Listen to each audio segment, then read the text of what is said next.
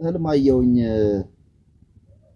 ትናንትና ተኝቼ ለዛሬ አጥቢያ ማለት ነው። በጉባኤ ስታስተምር ፑልቢት ፊት ለፊት ቆመህ ካፖርት ነገር ለብሰሃል፣ እርሳሳማ ከለር የምትመሰክርላቸው ሰዎች ደግሞ በዚህ ስማቸውን መጥቀስ ባልፈልግም በዚህ በሶሻል ሚዲያ ላይ የማውቃቸው አንዳንድ ሰዎች እዛ ጉባኤ ውስጥ አሉ። እንዴት ነሽ እህታችን? እግዚአብሔር ይመስገን። ኤርሚ እንዴት ዋላችሁ? ጌታ ይባረክ። ጽሁፍሽን ኮሜንትሽን አይቼ ነው።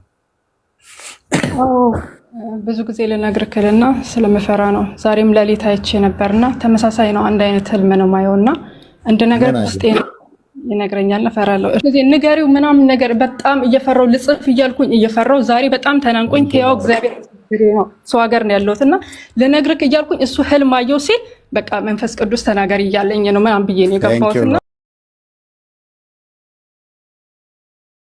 ያለው ሰው ከሱ ቀጥሎ ፊት ለፊት ለተደረደሩት ከኋላ ያለው ሰው በምልክት ነገር አድርጎ ይነግረዋል። ከፊት ለፊቱ ለተሰለፈው ያኛው ደግሞ ለዛኛው ይናገራል። ያኛው ደግሞ ቀጥሎ ለሶስተኛው ይናገራል። ሶስተኛው ለአራተኛው ይናገራል። አራተኛው ለአምስተኛው ይናገራል። በምልክት ነው።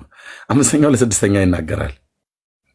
እና አይታችሁት ከሆነ ከሶስት እና ከአራት ወይ ከአምስት በላይ እንኳን በትክክል አይሄዱም። 20 ሰዎች ቆመው ከሆነ መጨረሻ 20ኛው ጋር ሲደርስ እና የመጀመሪያው ሰውዬ ያለውንና 20ኛው ጋር የደረሰውን የሰውነት እንቅስቃሴ የሚሆን ምልክት በምልክት ንግግር የተደረገውን ብታዩት ሰማይ ከምድር አይገናኙም። የመጀመሪያው ለምሳሌ አዶ ነው ቪዲዮ ገብታችኋል ያልኩትኝ ወንድሞች ወገኖች አይታችሁታል? ተረድቻለሁ። እድሜ አውቀዋለሁ። እሱን አይተዋል? እሱን ቪዲዮ አውቀዋለሁ። እሱ ማለት ለትውፊት ጥሩ ምሳሌ ሊሆንን የሚችል ነው። ለትውፊት ማለት ነው። ትውፊት ለሚባለው ነገር ይኸውልህ አብርሽ የዛሬ 20 ትውልድ ማለት ነው። ጌታችን ኢየሱስ ክርስቶስ በነበረበት ዘመን የነበረው ትውልድ ለሁለተኛው መቶ ክፍለ ዘመን ድረስ 100 ዓመት ማለት ነው። በዛው በጌታችን እንኳን ዘመን 100 ዓመት እሱ 33 ምናምን ነገር ላይ ነው የሞተው አይደል? 33 34 35 36 37 38 ምናምን ነገር ብለን 70ኛው ዓመት ላይ ሮማውያን ቤተ መቅደሱን አፈረሱት። 70 71 72 73 74 እየተባለ 80 90 91 92 93 94 95 96 97 98 እነ ዮሐንስ ሐዋርያው የሞቱበት ጊዜ ተብሎ የሚገመተው ማለት ነው። 98 99 100 ዓመት ሞላ ተባለ። ከጌታ ሞት እስከ ዮሐንስ ሞት ድረስ እንኳን ያለው ስንት ትውልድ ነው? ወደ 70 ምናምን ነገር ትውልድ አለ። ወደ 70 ትውልድ አለ። በዚህ በ7 ትውልድ አልኩኝ። 70 ዓመት አለ። ኦልሞስት ወደ 60 ምናምን ነገር ነው። ታማኝ እንድንሆን ወደ 67 ዓመት ማለት ነው። በዛ 67 ዓመት ውስጥ አንድ ትውልድ ነው ያለው። ኦኬ ጌታ በሞተበት ጊዜ ለምሳሌ ሰፈር ላይ ብይ የሚጫወት ነፍስ የሚያቀጻ ልጅ አውቃለሁ ተሸክሞ መስቀል ይዘውት ሲደበድቡት አይቻለሁ ምናምን ብሎ ሊል የሚችል ልጅ የነበረ በዮሐንስ ዘመን የ67 ዓመት ሰው ነበረ ማለት ነው። በጌታ ዘመን የ5 እና የ6 ዓመት ሕፃን ልጅ ሆኖ አይቼዋለሁ መስቀል አሸክመውት ሲመቱት ብሎ የሚል ሕፃን ልጅ ቢሆን ዮሐንስ በሞተበት ዘመን ላይ የ67 ዓመት ልጅ ነው። ስለዚህ ኢየሱስን በስጋ ዓይኑ አይቶታል። ያ ልጅ አድጎ የ67 ዓመት ሆኗል። ኢየሱስን አይቶታል። በሕፃንነት ያስታውሰዋል ብለን በል አንድ ሰው 67 ዓመት ድረስ መኖር ስለሚችል በመጽሐፍ ቅዱስ እንኳን ቢበዛ 80 ካነሰ ደግሞ 75 ብሎ ስለሚል ማለት ነው። ኦኬ ይታወቃል። እሱ አለፈ። እሱ ልጅ አድጎ ለእሱ ልጅ ያስተላልፋል ማለት ነው። ያ እሱ የሚወልደው ልጅ ኢየሱስን በስጋ ዓይኑ አላየውም፣ አባቱ ግን አይቷል። በቃል የሚነገር ቢነግረው እሱ ለሚቀጥለው እያስተላለፈ በተለይ ደግሞ በዚህ በሃይማኖቱ ጉዳይ ላይ ያለውን ስለ ኢየሱስ ሞት ቢናገር ቀጥታ ይናገራል። እንደ ሞቱ ስለሆነ የሚናገረው ማለት ነው። ትምህርት ግን ከሆነ በጽሁፍ ያልተጻፈ በቅብብሎች ከሆነ እመነኝ 3 እና 4 ትውልድ ድረስ አይሄድም በትክክል ማለት ነው። እኛ ስንተኛው ትውልድ ላይ ነን? 20ኛው ትውልድ ላይ ነን። 20ኛው ማለት ነው። ስለዚህ በእኛና በነዛ ቅድም ባልኩት ትውልድ መካከል የ16 ዓመት ትውልድ የ1600 ዓመት ታሪክ አለ ማለት ነው። ለምሳሌ አሁን ምን አለፋህ በአፄ ምኒልክ ዘመን የሚነገር በቃል ይነገር የነበረ በትክክል አሁን ተጠብቆ ምድራችን ውስጥ በትውፊት ይነገራል አይነገርም? በጽሁፍ ያለው ነው የንጉሱን መልካምነትም ወይ መጥፎነትም ካለ የሚናገረው ማለት ነው። 100 ምናምን ነገር ዓመት ማለት ነው። ከሳቸው አለፍ ብለን ወደ አፄ ቴዎድሮስ ብንሄድ እየራቀ ይሄዳል። ወደ አፄ ዮሐንስ አፄ ዮሐንስ እንኳን ከአፄ ቴዎድሮስ በኋላ ናቸው፣ ግን እንደዚህ እያለ ማለት ነው። ወደ የነ ይኩኖ አምላክን ወይ የነ አብርሃ ወአጽብሃን ቅድም እያነሳን ነበር እና በትውፊት ከዛ ጋር ተቀባብሎ ቃል በቃል ተነግሮ የመጣው እኔና አብርሃም ጋር ምንም በቃ እንደዛው በነ ይኩኖ አምላክ ዘመነ መንግስት እንደነበረው እንደዛው በቃ ጠብቆ ነው እነ ኤርሚያስ ጋር እና አብርሽ ጋር የተደረሰው ተብሎ ቢባል ቂላቂል እንሁን ብለን ካላልን በስተቀር ውሸት ነው። በቃል ስለሆነ አንተ የነገርከኝን እኔ በታማኝነት ለሌላው ሰው ላልነግር እችላለሁ፣ ጨምሬ ልነግር እችላለሁ። እንደ አንዳንድ ልጆች ማለት ነው። ለምሳሌ ያበዛው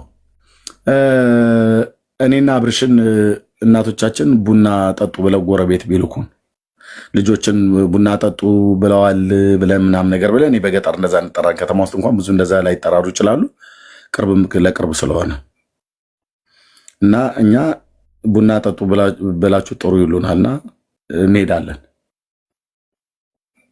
የቅርብ ርቀት ስለሆነ አንዳንዴ በጥሪም አይሰማም፣ ይሰማልም አንዳንዴ ደግሞ አይሰማም እና ሂዱ ቡና ጠጡ ምናምን ነገር ብላችሁ ጥሩ ይሉናልና እናታችን ሂዱ ቡና ጠጡ ነው ብላ ጎረቤትን ምጠራል እና እኔ እዛ ከሄድኩ በኋላ እንደዚህ ብዬ ብል ነው የምልህ። ኑና ቡና ጠጡ ብላለች እናቴ። እናንተ መቼም ቡና መጨለጥ ልማዳችሁ ነውና ብዬ ጨምሬ ብነግር መልእክቱን በትክክል ያደረስኩት አይደለም። ለምን በጽሁፍ ስላልነገር ደብዳቤ ጽፋ ብትሰጠኝ ደብዳቤው ላይ ሌላ ነገር አልጨምርም፣ ብጨምርም እጠየቃለሁ። ጽሁፉ የተለያየ ይሆናል። ለምሳሌ እናቴ ደብዳቤ ጽፋ ይህን ደብዳቤ ይዘህ ሂድና ለጎረቤት ስጣቸው፣ ደብዳቤውን ወስጄ እሰጣለሁ። ሲያዩት የእናቴ ጽሁፍ ነው፣ ምንም የተጨመረ ነገር የለም፣ ቡና ጠጡ ብቻ ብሎ የሚል ነው ያለው። ግን በቃል ስለነገረች እና ምን ልል ነው ትውፊት የዚህን ያህል መጥፎ ነው ልፈልጌ ነው። አየው ትውፊት ላይ ቅዱስ ትውፊት ብለህ የምትለው በቃል በቃል ተነግሮ 20 ትውልድን አቆራርጦ አብርሃም ጋር ንጽህናውን ልክ ጳውሎስ ተናግሮት ከነበረ ያ ጳውሎስ የተናገረው ንግግር በትውፊት ደረጃ ተቀባብሎ እኔ እናንተ ጋር መጥቷል ንጽህናውን ጠብቆ ብሎ ማለት በዚህ ሁሉ ትውልድ መካከል ሞኝ ለመሆን ካልፈለግን በስተቀር ትውፊት እናምናለን። የምናምነው ትውፊት አለ፣ ግን ቅዱስ ብለህ ከእግዚአብሔር ቃል በላይ የምታምነው ትውፊት ግን የለም ለማለት ነው። ቴንኪው። ምናልባት ገብቶኛል አግኝቻለሁ። ዘሌዋውያን 12ን ከሴቷ አንጻር ብናየውስ ቤተክርስቲያን ወስዳ ልጅን የምታስጠምቀው ማለት ሄርም እናት አይደለች? ምናልባት ከእናት አንጻርም ብናየውስ ነገሩ ዘሌዋውያን 12ን ወደ ቤተክርስቲያን ወስዳ የምታስጠምቀው እናት ስለሆነች ማለት ነው። እናት ደግሞ ሳትነጻ መውሰድ ስለማትችል ማለት ነው። ከእሱ አንጻር ብናየውስ እኔ እውነት በተለምዶ አሁንም ይሄኛው ቋንቋ ቤተክርስቲያን እናት ብላለን። እኔም ብዬ የማቅበት ጊዜ አለ። እውነት ቤተክርስቲያን እናት ተብላ ትጠራለች? ኖ አይደለም። ካስጠማቂው አንጻር ከወላጁ እናት አንጻር ብናየውስ ነገሩን ነው። ዘሌዋውያን 12ን ማለት ነው። ከልጁ አንጻር ሳይሆን ካስጠማቂው አልገባኝም። በደምብ ክሊር አድርግልኝ። የምታስጠምቀው እናት አይደለች? የወለደች እናት አይደለ ወስዳ የምታስጠምቀው ቤተክርስቲያን የምታስጠምቀው የምታቆርበው ልጁን ይዛ ሄዳ እናት ወላጆች እናት ደግሞ የምትነጻው በ40 እና በ80 ቀን ነው በሌዋውያን 12 መሰረት ማለት ነው። ከእሷ አንጻር ብናየውስ እሷ ስትነጻ ሲይዝ የምትሄደው በ40 ቀን ምን ያገናኘዋል? እሷ ስለመንጻቷ ሲጀምር ያኛው በዘሌዋውያን ሕግ መሰረት ነው ያኛው። አሁን ሴት ልጅ በአዲስ ኪዳን በ40 እና በ80 ቀን ተነጻለች ብሎ የሚል የለም። አየህ ያኔ ብሉይ ኪዳን ላይ ከደም ፈሳሿ ስላልነጻች እርኩስ ተብላ ትባላለች። አሁን ግን በአዲስ ኪዳን እናቶቻችን ስለሚፈሳቸው ደም ወይ ደግሞ በወሊድ ስለሚፈሳቸውም ነገር እርኩስ ተብለው አይባሉም አዲስ ኪዳን ላይ። ምክንያቱም ጌታችን መድኃኒታችን ኢየሱስ ክርስቶስ ከሕግ እርግማን ይዋጀን ዘንድ በመስቀል ላይ ተሰቅሏል። እናቶቻችን ያኔ በብሉይ ኪዳን ስለሚፈሰው የወር አበባቸው የመርገም ደም ተብሎ ተጽፏል። ሕጉ ነው ያለው፣ ኪዳኑ ነው። በኪዳን ውስጥ ጌታ ነው ያለው። ኦኬ የወንድ ልጅ ያኔ የሚያዥ ወይ ደግሞ የሚመግል አይነት በሰውነቱ ላይ ካለበት እርኩስ ነው ብሎ ይላል ሕጉ ማለት ነው። ሕጉን ጌታ ራሱ ነው ያለው። የሚያሳክክ እከክ፣ ቋቁቻ፣ እንደዚህ ችፌ ምናም ነገር የሚባሉ ነገሮች ሰውነቱ ላይ የወጣ የሚያዥ ነገር እንደዚህ የሚፈስ ነገር ካለ እርኩስ ነው። እንደ መጽሐቱ ሕግ ያ ነገር ከላዩ ላይ እስካልደረቀለት ድረስ ሊቀ ካህኑ ቼክ አድርጎ ያያል። አሁን ግን ቁስል ቢኖር ቁስልህ እየመገለ ቸርች ብትሄድ እርኩስ ነህ ተብለህ ልትባል አይገባም። አዲስ ኪዳን ነው። አዲስ ኪዳን ነው። ስንት ሰዎች ቁስላቸው እያለ ቁስላቸው ላይ የሚፈስ ነገር እያለ ቁስላቸውን ሸፍነው በፕላስተር ጠግነው ቸርች ይሄዳሉ። ለምንድን ነው የመጣችሁት ብሎ ጌታ እንደዚህ አይነትን ነገር ማንም ሰው ወደ ቤተ መቅደስ ሲመጣ እንደዚህ አይነት ነገር ፈሳሽ ነገር አይኑረው ሰውነቱ ላይ። ሴት ከሆነች የወር አበባ ወይ ደግሞ በወሊድም የሚፈስ ነገር ከሱ ትንጻ ይላል ሕጉ ማለት ነው። እዛ ጌታ ነው ያለው በሲና። አሁን ግን ወደ ቤተክርስቲያን ሰው ሲመጣ እንዲህና እንደዚህ አይነት ፈሳሽ ወንድም እንዳይኖረው ሴትም በወሊድም ይሁን የወር አበባ የሚፈሳቸው እንዳይመጡ ጥንቃቄ መደረግ አለበት ብሎ ብሉይ ኪዳን ላይ እግዚአብሔር ለባሪያው ለሙሴ በሲና ኮረብታ ላይ በሲና ተራራ ላይ ሕግን እንደሰጠ እሱን ቢተላለፉ በድንጋይ ተቀጥቅጠው እንደሚገደሉ፣ አዲስ ኪዳን ላይ ግን እንደዚህ አይነትን ነገር ስለ ሴቶች ስለሚፈሳቸው ስለ እናቶቻችን ስለሚፈሳቸው ነገር ወይ ደግሞ ወንድ ቁስል ቢኖረው እብጠት ቢኖረው የሚያዥ የሚመግል ነገር ቢኖረው እንደሱ አይነት ነገር ልክ ብሉይ ኪዳን ላይ እንደተጠቀሰው አዲስ ኪዳን ላይ እንደዚህ አይነት ነገር ያለ ወደ ቤተክርስቲያን እንዳይመጣ እንዳይገባ ብሎ የሚል ትእዛዝ አልተሰጠም። አዲስ ኪዳን ክፍት ነው። የምህረት ዘመን ነው። በኢየሱስ ክርስቶስ የተደረገልን እኮ ብታውቁት በእውነት ጨርቅ አስወልቆ እልል እኮ የሚያስበል እኮ እውነትም። አየህ አሁን አብርሽ በተለያየ ነገር ሰውነትን ስለት ቆርጦህ ወይ እንቅፋት መጥቶ እግር ቢደማ እና እግርህ ደም እስከሚደርቅ ድረስ ቤተክርስቲያን አትምጣት ብሎ አይባልም። ጫማ ላያስደርግህ ይችላል። ሽፍን ጫማ አውራጣትህን እንቅፋት ስለመታ ማለት ነው። ኦኬ ሽፍን ጫማ ባታ በስሊፐር በፕላስተር ለጠፈ ቁስልን በስሊፐር ሆነህ እያነከስክም ይሁን በከዘራም ይሁን በሆነ ነገር እየተመረከዝ ወይ በባዶ እግርህ በስሊፐር አድርገህ ቸርች መምጣት ትችላለህ፣ ማስቀደስ ትችላለህ። ምን ሆነ ነው ተብሎ ይባል እንቅፋት መጥቶኝ ነው። እና እንዴት እግርህ ሳይደርቅ እዚህ ደምህን እያፈሰስክ መግለን እያፈረጥክ ትመጣለህ ብሎ የሚልህ አለ ካለ እሱ ትክክለኛ አይደለም፣ ነውረኛ ነው። ለአብርሽ በደል ኃጢአቱን ቀራንዮ መስቀል ላይ ከሕግ እርግማን ይወጀን ዘንድ ክርስቶስ ስለኛ እርግማን ሆኗል። አሁን ያንተ ከእግር የሚፈስ እንቅፋት በማስተዋል የሚሆን ባለማስተዋል ስለመታ ድንጋይ ስለሚፈሰው ደምህ እርኩስ ነህ ተብለህ ስለመገልክ ብቻ ከሰው ተለይ ተብለህ ወይ ደግሞ አትቅመስ አትንካ ተብለህ በሚባልበት በዛ በብሉይ ኪዳኑ ሕግ አሁን አዲስ ኪዳን ላይ አትዳኝም፣ እህቶቻችንም አይዳኙም። የወር አበባ መጥቶ ቤተክርስቲያን አትምጣ ብሎ ያለ አንድ ሐዋርያ የለም። አንድ በወንጌል ላይ አልተጻፈም፣ በመልእክታት ላይ አልተጻፈም። ለዚህ ነው ሐዋርያ ሥራ መጽሐፍ ምዕራፍ 17 ላይ ምን እንደሚል አንድ ቃል አንብብልህ። ይሄን ቃልማ በትክክል ማሳየት አለብኝ፣ ካሜራ መክፈት አለብኝ። ትልቁ ላይ ካረከኝ ወንድምነት አቤቱ ጌታዬ። አዲስ ኪዳን እስኪ እያላችሁ ጻፉ ወንድሞቼ። በሚሻል እስከምከፍት ማለት ነው። አሁን ይህንን ቅዱስ ፊቱን እውነት የሚያደርገው ግዝረት በጥምቀት መቀየሩን ካመጣውልህ ልክ ነው ማለት ነው አይደለ? ቤተክርስቲያን በአርባና በሰማንያ ቀን ማጥመቋ ልክ ይሆናል።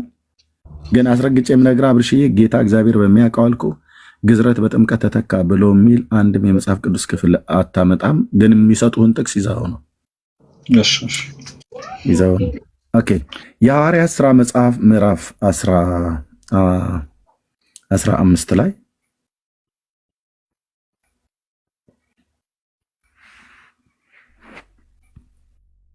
እንዲህ የሚል ቃል አለ። ይኸውልህ አንዴ ጠብቀኝ። ኦኬ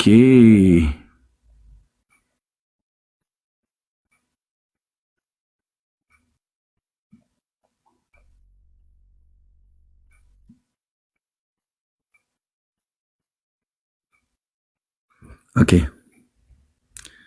የሐዋርያት ሥራ መጽሐፍ ምዕራፍ 15 ላይ በኢየሩሳሌም የተደረገው በክርስቶስ ቤተክርስቲያን ውስጥ በኢየሩሳሌም የተደረገው የመጀመሪያው ጉባኤ ነው። ኒቂያ፣ ኤፌሶን፣ ቁስጥንጥንያ፣ ካርቴጅ የሚባሉት ጉባኤያት አይቀድሙትም። ይህንን ጉባኤ የመጀመሪያው ጉባኤ ነው። ኬልቄዶን አይቀድሙትም። የመጀመሪያው የአዲስ ኪዳን የቤተ ክርስቲያን ትልቁ ጉባኤ የመጀመሪያው ጉባኤ የሚባለው ይሄ ነው። ሐዋርያቱ ናቸው እዛ የተሰበሰቡት። የተሰበሰቡበት ምክንያታቸው ነገረ ድህነትን የሚያፋልስ ትምህርት በክርስቶስ አብያተ ክርስቲያናት ውስጥ እንክርዳድ የሆነ ትምህርትን ይዘው የወጡ ሰዎች ይዘው ወጥተው በክርስቶስ አብያተ ክርስቲያናት ውስጥ እያስተማሩ በተገኙበት ሰዓት ላይ ጳውሎስና በርናባስ የተቃወሙበት በአንድ ወገን ሆነው እነኛ ደግሞ በሌላ ወገን ሆነው በዘመንኛው አማርኛ የተፋለጡበት ማለት ይቻላል ጉባኤያት ነው የተደረገው። የኢየሩሳሌም ጉባኤ ብሎታል። እንደውም እዚህ ጋር ጥሩ ነው።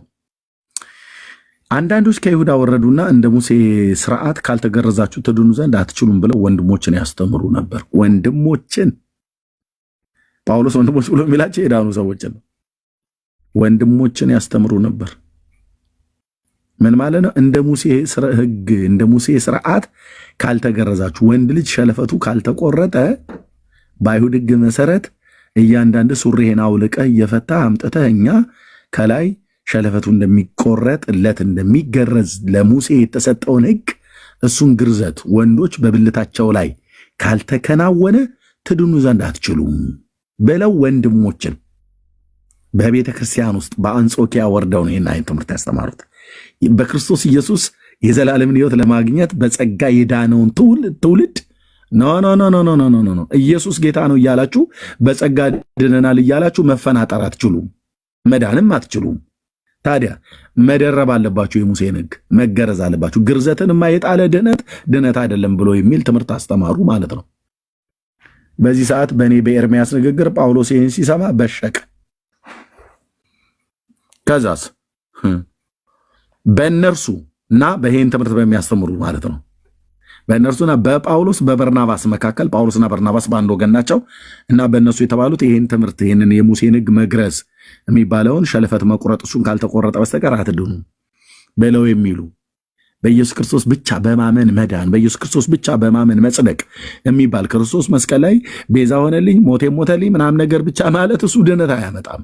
ድነት የሚያመጣው አብራችሁም ልትገረዙ ይገባል፣ ጎን ለጎን እሱንም አብሮ ጭምር ልትደርቡ ይገባል ብለው የሚሉት ናቸው በእነርሱ የተባሉት። እነሱና በጳውሎስ በበርናባስ መካከል ብዙ ጥልና ክርክር በሆነ ጊዜ ይላል ጳውሎስ ተጣላ።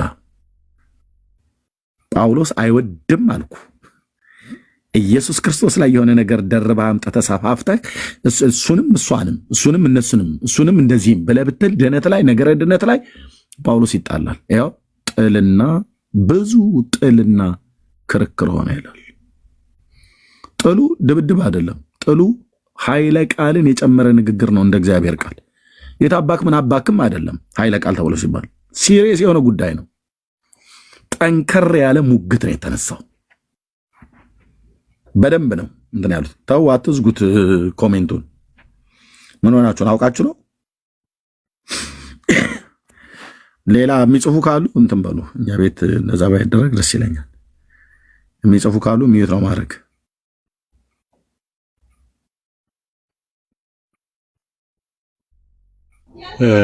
ኤርሚ አንድ ጥያቄ ቀደም የሆነ ሰው ማን ነው ብርኬ? አንተ ነህ ሚዩት አደረከው ኮሜንቱን? ክፍት ነው እኮ ነው እንዴ? ለኔ ጭልም ብሏል። ኦኬ እሺ፣ ክፍት ነው። እሺ ይሄን ላሳይና ከዛ ትጠይቀኛል። እሺ ከዛ እዚህ ጋር ክርክር ሆነ። ከዛ ስለዚህ ክርክር ከነሱ አንዳንዶቹ ሌሎችም ወደ ሐዋርያት ወደ ሽማግሌዎች ወደ ኢየሩሳሌም ይወጡ ዘንድ ተቆረጠ ይላል። ተከራከሩ በአንጾኪያ በርናባስና ጳውሎስ በአንድ በኩል ሆነው እነዚህ ደግሞ የሙሴን ሕግ መገረዝ ልትቀበሉ ይገባል ብለው ያሏቸው በሌላ ወገን ሆነው ኃይለኛ ክርክር ተነሳ። ብዙ ጥል ሆነ። በእግዚአብሔር ቃል አልተስማሙም። ከዛ ወደ ሽማግሌዎች ወደ ኢየሩሳሌም እንዲወጡ ጴጥሮስ፣ ዮሐንስና ያዕቆብ ወዳሉበት ወደዛ እንዲመጡ ተደረገ። ቤተክርስቲያን በመንገዳቸው እንዲረዱ ተደረገ። ኦኬ። ከዛ መጨረሻስ እዚህ ቁጥር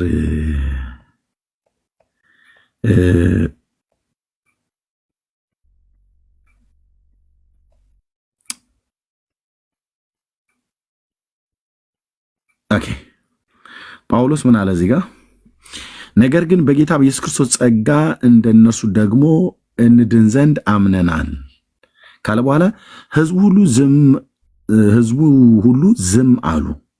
ስብሰባው ላይ ማለት ነው። ዝም አሉ። ከዛ በርናባስና ጳውሎስም እግዚአብሔር በእጃቸው በአሕዛብ መካከል ያደረገውን ምልክትና ድንቅ ሁሉ ሲተርኩላቸው ይሰሙ ነበር። ለስብሰባ እዚያ የተቀመጠ እነ ጴጥሮስ አሉ፣ ዮሐንስ አለ፣ በሙሉ ሐዋርያቱ አሉ፣ በሙሉ አሉ። እነዚያ ዋናዎቹ አሉ። ዝም አሉና ሰሙ። ከዛስ እነሱም ዝም ካሉ በኋላ ያዕቆብ ማለት ነው፣ ያዕቆብ የዮሐንስ ወንድም የዘብዴዎስ ልጅ ማለት ነው፣ የሐዋርያው ዮሐንስ ወንድም ያዕቆብ እንዲህ ብሎ መለሰ፣ ወንድሞቼ ሆይ ስሙኝ። አይ ቲንክ እሱኛ ይመስለኛል፣ እሱኛ ያዕቆብ ወይኛው ደግሞ የጌታ ወንድም የተባለው ያዕቆብ። ግን አንዳንዶቹ የዮሐንስ ወንድም ያዕቆብ የዘብዴዎስ ልጅ ነው ብሎ የሚሉት አያጣልንም። ይሄኛውም ያዕቆብ ቢሆን ያኛውም ያዕቆብ እና ወንድሞች ሆይ ስሙኝ አለ። እግዚአብሔር ለስሙ የሚሆንን ወገን ከአሕዛብ ይወስድ ዘንድ አስቀድሞ እንዴት እንደጎበኘ ስምዖን ተርኳል። ማለት ጴጥሮስ ነው ያወራው። ጴጥሮስ አስቀድሞ ተርኳል አለ። ከዚህም ጋር አለ ጴጥሮስ የተናገረው ቃል ከነቢያት ቃል ይስማማል አለ። አየው ሐዋርያው አንዱ አገልጋይ አንዱን አገልጋይ እንዴት በጴጥሮስ በኩል የተነገረውን ቃል ዲስከሬጅ አላደረገው። ጴጥሮስ እኮ ስምዖን የተረከው ቃል ከነቢያት ቃል ጋር ይስማማል ብሎ በነቢያት ቃል ያዕቆብ የጴጥሮስን ቃል አጽኖ ሰጥቶ ሲሄድ ማለት ነው። አቤት እንዲህ አይነት መቀባበል! አቤት እንዲህ አይነት መቀባበል! ይስማማል እንዲህ ተብሎ እንደተጻፈ አለ። ከዚህም በኋላ የቀሩት ሰዎችና በስም የተጠሩትን አሕዛብ ሁሉ ጌታን ይፈልጉ ዘንድ እመለሳለሁ፣ የወደቀችውን የዳዊትን ድንኳን እንደገና እሰራታለሁ፣ ፍርስራሿ እንደገና እሰራለሁ፣ እንደገናም አቆማለሁ ይላል ይህንን የሚያደርግ ጌታ። ከጥንት ጀምሮ ስራ ሁሉ በእግዚአብሔር ዘንድ የታወቀ ነው ካለ በኋላ ስለዚህ አሉ ያዕቆብ፣ ስለዚህ ከአሕዛብ ወደ እግዚአብሔር የዞሩትን ከአሕዛብ ወገኖች ከእስራኤል ቤት ውጭ ያሉት በአንጾኪያ የሚሆን በሌሎች ሀገሮች ወደ እግዚአብሔር ዞር ያሉትን በመሲሁ በኢየሱስ ክርስቶስ አምነው ወደ እግዚአብሔር ዞር ያሉትን እንዳናስቸግራቸው ከምን ብቻ ነው መጠበቅ ያለባቸው ብለን ነው ማዘዝ ያለብን አለ። ነገር ግን ከጣዖት ርኩሰትና ከዝሙት ከታነቀም ከደም ይርቁ ዘንድ እንድንጽፍላቸው እቆርጣለሁ። ሙሴ ከቀደሙት ትውልድ ጀምሮ በሰንበት በምኩራቦች ሲያነቡ በከተማው እርሱን የሚሰብኩ አሉት ብሎ ይላል። ከዛስ ከአሕዛብ የዳኑትን ሰዎች ምንድን ነው ያለው? እርኩስ ነው ብለው ያሏቸው ወይ ደግሞ ይህንን አትንኩ ከዚህ ተጠበቁ ብሎ ያሉት ምንድን ነው? ከጣዖት አምልኮ ከዝሙት ከታነቀና ከደም ትርቁ ዘንድ እጽፍላችሁ ዘንድ እቆርጣለሁ ይላል። ከዚህ አለፈስ እንዳናስቸግራቸው በክርስቶስ ቤተክርስቲያን ታሪክ ውስጥ ከአሕዛብ የሚድኑ ሰዎች፣ ደም የሚፈሳቸው ሴቶች፣ የወር አበባ የሚታያቸው በወሊድ ጊዜ ከሚፈሳቸው ደም ሳይነጹ ወደ ቤተክርስቲያን ድርሽ እንዳይሉ ጻፉላቸው ተብሎ አልተጻፈም። ከአሕዛብ ወደ ጌታ የሚመጡትን በኢየሱስ ክርስቶስ አምነው በሐዋርያቱ ስብከት ጌታን የሚቀበሉትን ከምን ተጠበቁ ብሎ ያለው? ከጣዖት ርኩሰት ከዝሙት ከታነቀና ከደም ትርቁ ዘንድ እጽፍላችሁ ዘንድ እቆርጣለሁ። እንዳናስቸግራቸው። ማስቸገር ነው የሚባለው።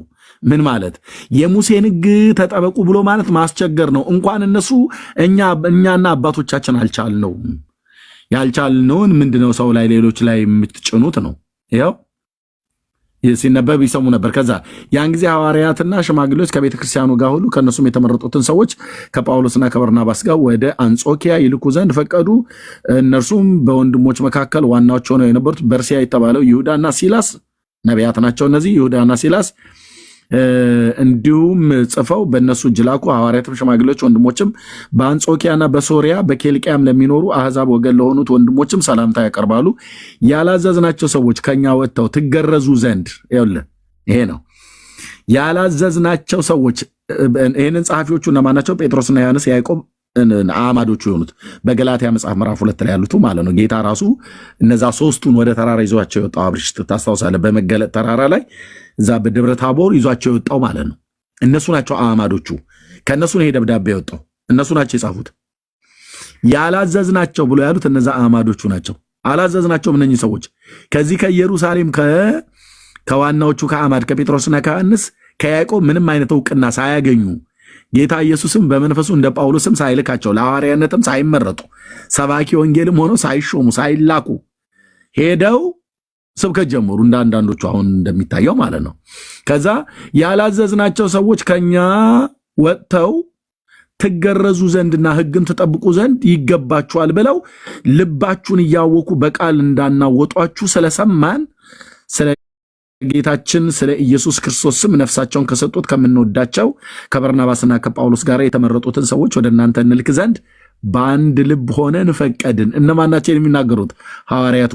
ራሳቸው ደግሞ በቃላቸው ያንኑ ይነግሯችሁ ዘንድ ይሁዳና ሲላስን ልከናል። እነዚህ ነቢያት ናቸው። የነቢያት ጸጋ ነበረባቸው እነዚህ ወንድሞች። ከዚያስ ለጣዖት ከተሰዋ ከደምም ከታነቀም ከዝሙትም ትርቁ ዘንድ ከዚህ ከሚያስፈልገው በቀር ሌላ ሸክም እንዳንጭንባችሁ እኛና መንፈስ ቅዱስ ፈቅደናል። ከዚህ ሙሉ ራሳችሁን ብትጠብቁ በመልካም ትኖራላችሁ። ጤና ይስጣችሁ አሉ። ሃሌሉያ! ደስ ይላል። አንተዬ ምን አሉ?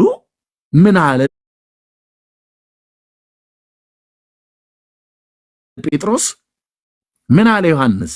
ምን አለ ያዕቆብ? አይ ምን አለ መንፈስ ቅዱስ? መንፈስ ቅዱስ ምን አለ? የአባቶቻችን አምላክ ኢየሱስ ክርስቶስን ከሙታን ያስነሳው የትንሣኤው መንፈስ ምን አለ? ምን አለ? ለጣዖት ከተሰዋ ከደም ከታነቀም ከዝሙት ትርቁ ዘንድ ከዚህ ከሚያስፈልገው በቀር ሌላ ሸክም አንጭንባችሁም። ሴቶች የወር አበባ ታይቷቸዋል፣ ከደማቸው ሳይነጹ በወሊድ ጊዜ ከሚፈሳቸው ደም ሳይነጹ ቤተክርስቲያን መጣችሁ ተብሎ ልክ በታምረ ማርያም ላይ እንደምናነባው ዘቅዝቃችሁ ስቀሏት ብሎ የሚል ይሄ ሌላ ሸክም እኛ አልጫንም እንዳንጭንባችሁ እኛና መንፈስ ቅዱስ ፈቅደናል። መንፈስ ቅዱስ ፈቅዷል ማለት ነው። ሌላ ሸክም እንዳጭኑ በሕዝቤ ላይ ብሎ ማለት ነው። የልጄን የኢየሱስ ክርስቶስን አዳኝነትና ጸጋ ንገሩ፣ ማዳኑ ንገሩ ብሎ ነው ቅዱስ እግዚአብሔር አብ የላካቸው። እነሱን ሐዋርያ ሆነው የተመረጡት በሱ ስለሆነ ማለት ነው። ሌላ ሸክም እንዳጭኑ እኛና መንፈስ ቅዱስ ፈቅደናል። ከዚህም ሁሉ ጋር ራሳችሁን ብትጠብቁ በመልካም ትኖራላችሁ፣ ጤና ይስጣችሁ አሉ። አለቅ። ስለዚህ እህቶቻችን የወር አበባ ፈሳሽ ኖሯቸው ቤተ ክርስቲያን ድንገት ቢመጡ አንቺ የረከሽ አንቺ ርኩስ ሴት እንዴት አይነት ርኩሰት ቢጠናወትሽ ነው ተብላ በአዲስ ኪዳን ክርስቶስ የሞተላቸውን መርገማችን የኃጢአት መርገማችን በመስቀል የተሰቀለውን የጌታን ሞት ልናቃልል አይገባም። ሐዋርያቱና መንፈስ ቅዱስ አልጫኑም እንደዚህ አይነት ሸክም። ኦኬ አልጫኑ። እሺ ኤርሚያ አመሰግናለሁ። ሁለት ጥያቄ ልጠይቅና አልጨርስ። የቀድሞ ዮሐንስ አፈወርቂ ታምረ ማርያም ላይ ነው አይደል ያሳየከው? አዎ። ታምር ስንት ነው ካላስቸገርኩ? ታምር 48 እኔ ጋር 4 አይነት ታምረ ማርያም ስላለ ቅድም ያነበብኩ ላይ በ1985 ዓ.ም በታተመው ታምር 48 በእንተ ዮሐንስ አፈወርቅ በተለያየ ቦታ ላይ ብታዝም ብለህ በእንተ ዮሐንስ አፈወርቅ ብለህ ብትይዘው ታገኘዋለህ። በእንተ ዮሐንስ አፈወርቅ ስለ ዮሐንስ አፈወርቅ የሚናገረው ላይ በየትኛውም ታምረ ማርያም ላይ ብትፈልግ ታገኘዋለህ። እሺ አይዋለሁ። አንድ ጥያቄ ልጠይቅህ። ያው ፐርሰናል የሆነ ጥያቄ ነው። ኦርቶዶክስ ነበርክ፣ ቆሞነስ ታገለግል ነበር። ኦርቶዶክስ ነበርክ፣ ቆሞነስ ታገለግል ነበር። ይሄ ለምሳሌ አሁን ሌላኛው ታምረ ማርያም ነው። በዚህ ላይ አሁን ሄደህ ለማየት ብትፈልግ ማውጫው ላይ እዚህ ማውጫው አካባቢ ላይ በእንተ ዮሐንስ አፈወርቅ ብሎ የሚል ብትፈልግ ለምሳሌ እዚህኛው ማውጫ ግን ያለው እሁድ መቅድም ከነሐተታው እዚህኛው ላይ ይመስለኝ በዚህ በኋላ በኋላ በኩል ነው የሚሆነው። ያው ሊታያል አይደል? እዚህ ይሄ ማውጫው ነው። ማውጫው ላይ ምሳሌ በጣም ትልቅ ነው። አሁን ይሄ 300 ምናምን ነገር ስለሆነ አሁን በዚህ ውስጥ በእንተ ዮሐንስ አፈወርቅ ብለህ ብትል ስትፈልግ ታገኘዋለህ። እሺ እንደዚህ ስትፈልግ የትኛውም ታምረ ማርያምን ትልቁ መጽሐፍ ከሰጡ እዚህ ጋር ማውጫ ላይ በእንተ ዮሐንስ አፈወርቅ ይላል። እንግዲህ ታገኘው ቀደም ያሳየን ታሪክ ትንሹ እንትን ላይ ያለ ታምረ ማርያም ላይ አለ እንዴ? ትንሹ ማለት ባለ ስንቱ? ባለ 64ቱ ባለ 64ቱ ላይ አይመስለኝም።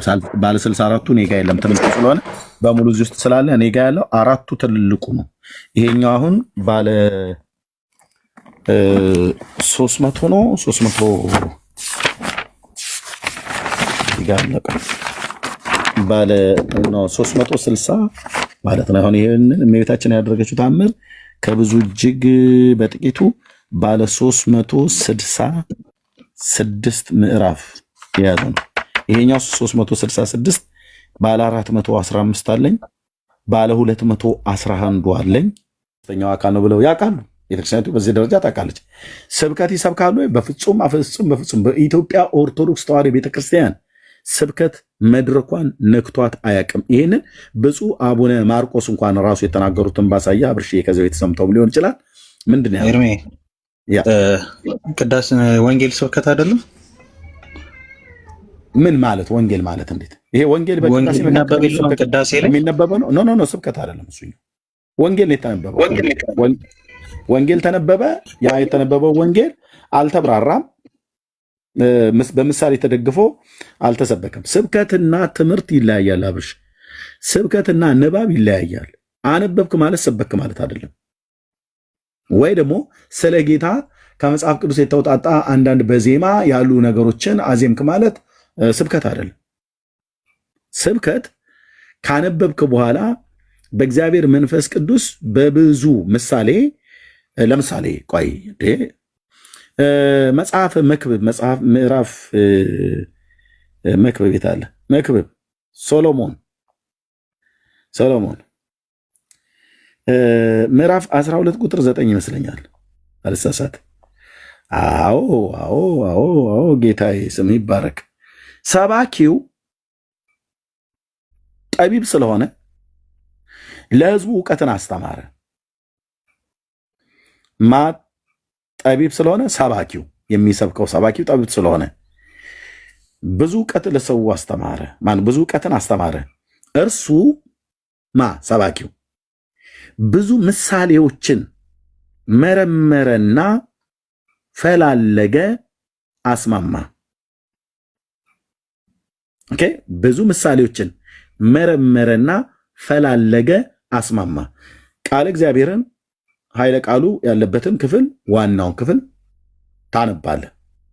ካነበብክ በኋላ በብዙ ምሳሌዎች ጭምር የእግዚአብሔርን ቃል ለሕዝቡ ትሰብካለህ ማለት ነው። በመንፈስ ቅዱስ ኃይል ማለት ነው። ለምሳሌ አንዱን ጀግናውን ሰባኪ ላሳይህ። ጀግናውን ሰባኪ ስመጥር ፋና ወጊ የሆነ ሰባኪያችንን ላሳይህ። የጌታ የእግዚአብሔር መንፈስ በእኔ ላይ ነው፣ ለድሆችን የምስራችን እሰብክ ዘንድ እግዚአብሔር ቀብቶኛል ልና ልባቸው የተሰበረውን ጠግን ዘንድ ለተማረኩትም ነፃነትን ለታሰሩትም መፈታትን እናገር ዘንድ ልኮኛል። የተወደደችውን የእግዚአብሔርን ዓመት አምላካችን የሚበቀልበትን ቀን እናገር ዘንድ ለሚያለቅሱ ሁሉ አጽናና ዘንድ እግዚአብሔር ለክብሩ የተከላቸው የጽድቅ ዛፎች እንዲባሉ ለጽዮን አልቃሾችን አድርግላቸው ዘንድ በአመድ ፈንታ አክሊልን በለቅሶም ፈንታ የደስታ ዘይትን በሐዘን መንፈስ ፈንታ የምስጋና መጎናጸፊያ እሰጣቸው ዘንድ ልኮኛል። ሰባኪው ምን ይላል? የእግዚአብሔር ልጅ ኢየሱስ መሲሁ ለሱ ነው የተነገረው። የጌታ መንፈስ በእኔ ላይ ነው ብሎ ነው የጀመረው። ሰባኪ የእግዚአብሔር መንፈስ በሱ ላይ ሊኖር ይገባል። በመጀመሪያ በስጋ ሙቀት ተነስቶ የሚሰበክ አይደለም። ኢየሱስ መጽሐፉን ስለሚያውቀው ብቻ አይደለም። የጌታ በቃ ለእግዚአብሔር መንፈስ ሪኮግናይዝ አድርጓል። መሺያ ስለሆነ በእግዚአብሔር የተቀባ ማለት ነው። መሺያ ማለት መሺያ ስለሆነ በእግዚአብሔር የተቀባ ስለሆነ እግዚአብሔርም ይላል። እግዚአብሔርም ኦኬ ቴንኪው መንፈስ ቅዱስ ለዘላለም ስም ይባረክ። የአባቶች አምላክ ምዕራፍ 10 ቁጥር 38 እግዚአብሔርም የናዝሬቱን ኢየሱስን በመንፈስ ቅዱስ እግዚአብሔርም የናዝሬቱን ኢየሱስን በመንፈስ ቅዱስ በኃይል ቀባው። ይሄ ማለት ነው መሽያው በእግዚአብሔር የተቀባ ነው ማለት። እሱስ መልካም እያደረገ ለዲያብሎስም የተገዙትን ሁሉ እየፈወሰ ዞረ፣ እግዚአብሔርም ከሱ ጋር ነበር ይላል። ሃሌሉያ። አየህ፣ የእግዚአብሔርን ቃል የምስራችን ሰብክ ዘንድ የጌታ እግዚአብሔር መንፈስ በእኔ ላይ ነው፣ ለድሆች የምስራችን ሰብክ ዘንድ ቀብቶኛል አደለ ያለው ኢሳይያስ 61 ላይ ቅድም። ኦኬ፣ የተቀባው የአብ ልጅ የቤተ ክርስቲያን ራስ የሆነ ሲሰብክ ምን አደረገ? በብዙ ምሳሌዎች ነበር ይነግራቸው የነበረው። አየህ፣ የጌታ እግዚአብሔር መንፈስ በእኔ ላይ ነው፣ ለድሆች የምስራችን እሰብክ ዘንድ ቀብቶኛል። እግዚአብሔር ቀብቶኛል አለ። ልባቸው የተሰበረውን እጠግዝ ዘንድ የእግዚአብሔርን መንግስት እሰብክ ዘንድ ቀብቶኛል አለ።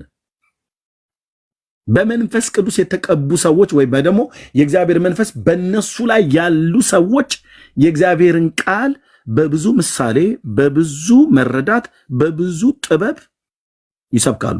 ለዚህ ነው አፌን በምሳሌ ከፍታለሁ ብሎ ኢየሱስ ክርስቶስ በምሳሌ ነው የተናገራቸው። ለምሳሌ ማርቆስ ወንጌል መጽሐፍ ምዕራፍ 12 ማርቆስ 12 ላይ እንደዚህ አላቸው። በምሳሌም ይነግራቸው ጀመር። እንዴ ይሄ ምሳሌ ሲናገር ደቀ መዛሙርቱ ከስሩ የነበሩት አብርሽዬ እነ ጴጥሮስ ህዝቡ ዞር ሲል እነሱ ጠጋ ይሉና መምህር ሆይ ለምን በምሳሌ ትናገራለህ? ለምን በግልጥ አትናገርም? ብለው ይሉታል። አንዳንዴ ደግሞ ይቀርቡና የምሳሌውን ትርጉም ፍታልን ብለው ይሉታል። ለምሳሌ ቆይ ቴንኪው የኔ ጌታ እኔ አባት በውስጣችን ስለምትናገረን ድምፅህን ስለምንሰማ እንደዚህ አለ። በዚያን ቀን በቤት ማነው ከቤት ወጥቶ በባህር አጠገብ ተቀመጠ። እርሱም በታንኳ ገብቶ እስኪቀመጥ ድረስ ብዙ ሕዝብ ወደ እርሱ ተሰበሰቡ። ሕዝቡ ሙሉ ወደ ወደቡ ቆመው ነበር። በምሳሌም ወይ ጉድ አያስብልም። ሰባኪው ጠቢብ ስለሆነ ኢየሱስ ጥበብ ነው ራሱ። ጠቢብ ብቻ አይደለም ራሱ ጥበብ ነው ስለሆነ በብዙ በምሳሌም ብዙ ነገራቸው። እንዲህም አላቸው፣ እነሆ ዘሪ ዘርን ሊዘራ ወጣ። እርሱም ሲዘራ አንዳንዱ በመንገድ ዳር ወደቀ፣ ወፎችም መጥተው በሉት። ሌላውም በመሬት ላይ ወደቀ፣ በጭንጫም ላይ ወደቀ፣ በጥልቅ መሬት ስላልነበረ ወዲያው ደረቀ። ምሳሌ ነው ይሄ ሁሉ፣ ልብ በሉ። ፀሐይም በወጣ ጊዜ ግን ጠወለገ፣ ስርም ስላልነበረው ደረቀ። ሌላም በእሾህ መካከል ወደቀ፣ በእሾህም ወጣና አነቀው። ሌላውም በመልካም መሬት ላይ ወደቀ፣ አንዱም 100 አንዱም 60 አንዱም 30 ፍሬን ሰጠ። የሚሰማ ጆሮ ያለው ቢኖር ይስማ አለ። ምንድን ነው እያልክ ያለው ጌታ? ምሳሌ ነው እየነገራቸው ያለው። ገብቷቸው ይሆን እንዲህ ጉዳይ? አልገባቸውም። አጠገቡ ለነበሩት ለደቀ መዛሙርቱ ራሱ አልገባቸውም። ምሳሌው መብራራት አለበት። ከዛ ደቀ መዛሙርቱም ቀርበው ስለምን በምሳሌ ትነግራቸዋለህ አሉት። እነ ጴጥሮስ ማለት ነው። ለምንድን ነው ግን በምሳሌ የምትነግራቸው? ዝም ብለህ አሰብክም እንዴ? ምሳሌ ለምን? በጣም ይቅርታ ስልክ እየተደወለልኝ ነው፣ አላቋርጥም ብዬ ነው ትምህርትን። አመሰግናለሁ። ያ የኔ ግምት ነው። ቤተክርስቲያን እንደዛ ብላ ላስተማረችኝ። እኔ ገና ተራ ምዕመን ለማወቅ ጥረት እያረኩኝ ያለው ነው። እኔ ጃጅመንት ነው ያልኩትን በቤተክርስቲያን እንዳትወስዱ። እኔ ግን ባየሁት እንትን ባልኩት ግን ጉባኤት ላይ አንድ ጥቅስ ይነሳና እሱን ያብራራሉ፣ ያስተምራሉ።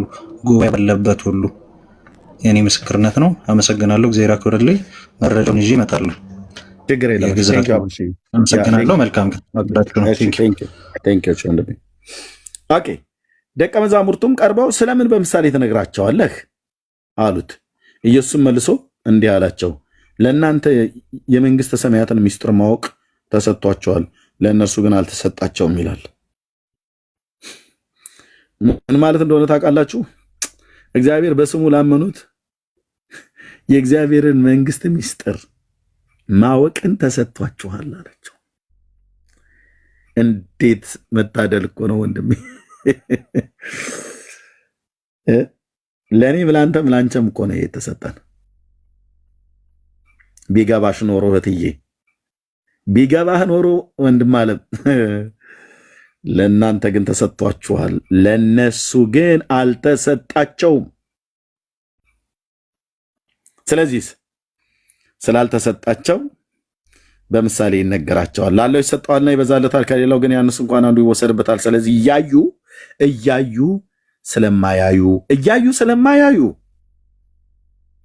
እንዴት አይነት አማርኛ ነው? አረ ግልጽ የሆነ አማርኛ ነው። ኢየሱስ የሚናገረው በስተት አይናገርም፣ በስሜት አይናገርም። ተሳስቼ ነው ዳጸ ልሳን ነው አይልም። እያዩ ስለማያዩ እየሰሙም ስለማይሰሙ። እንዴት እየሰሙ እንዴት አይሰሙም ይባላል? እያዩ እንዴት እንደማያዩ ይባላል?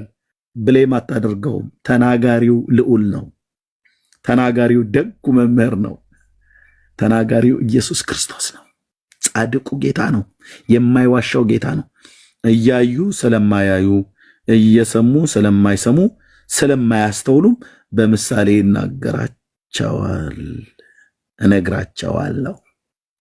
አቤት ጌታ የሄደበት ርቀት! እኔ ብሆን ይሄው እያዩ ነው አያዩ ማለት ታዲያ ይህንን እውር ትውልድ ምን ላድርገው ብዬ ጥዬ ነበር ልሄድ የምችለው። እኔ እናንተ ብንሆን ማለት ነው። ይኸው እየሰማች አትሰማኝም ብለህ ትላለህ እንዴ? የራሷ ጉዳይ ብለን እንሄድ ነበር።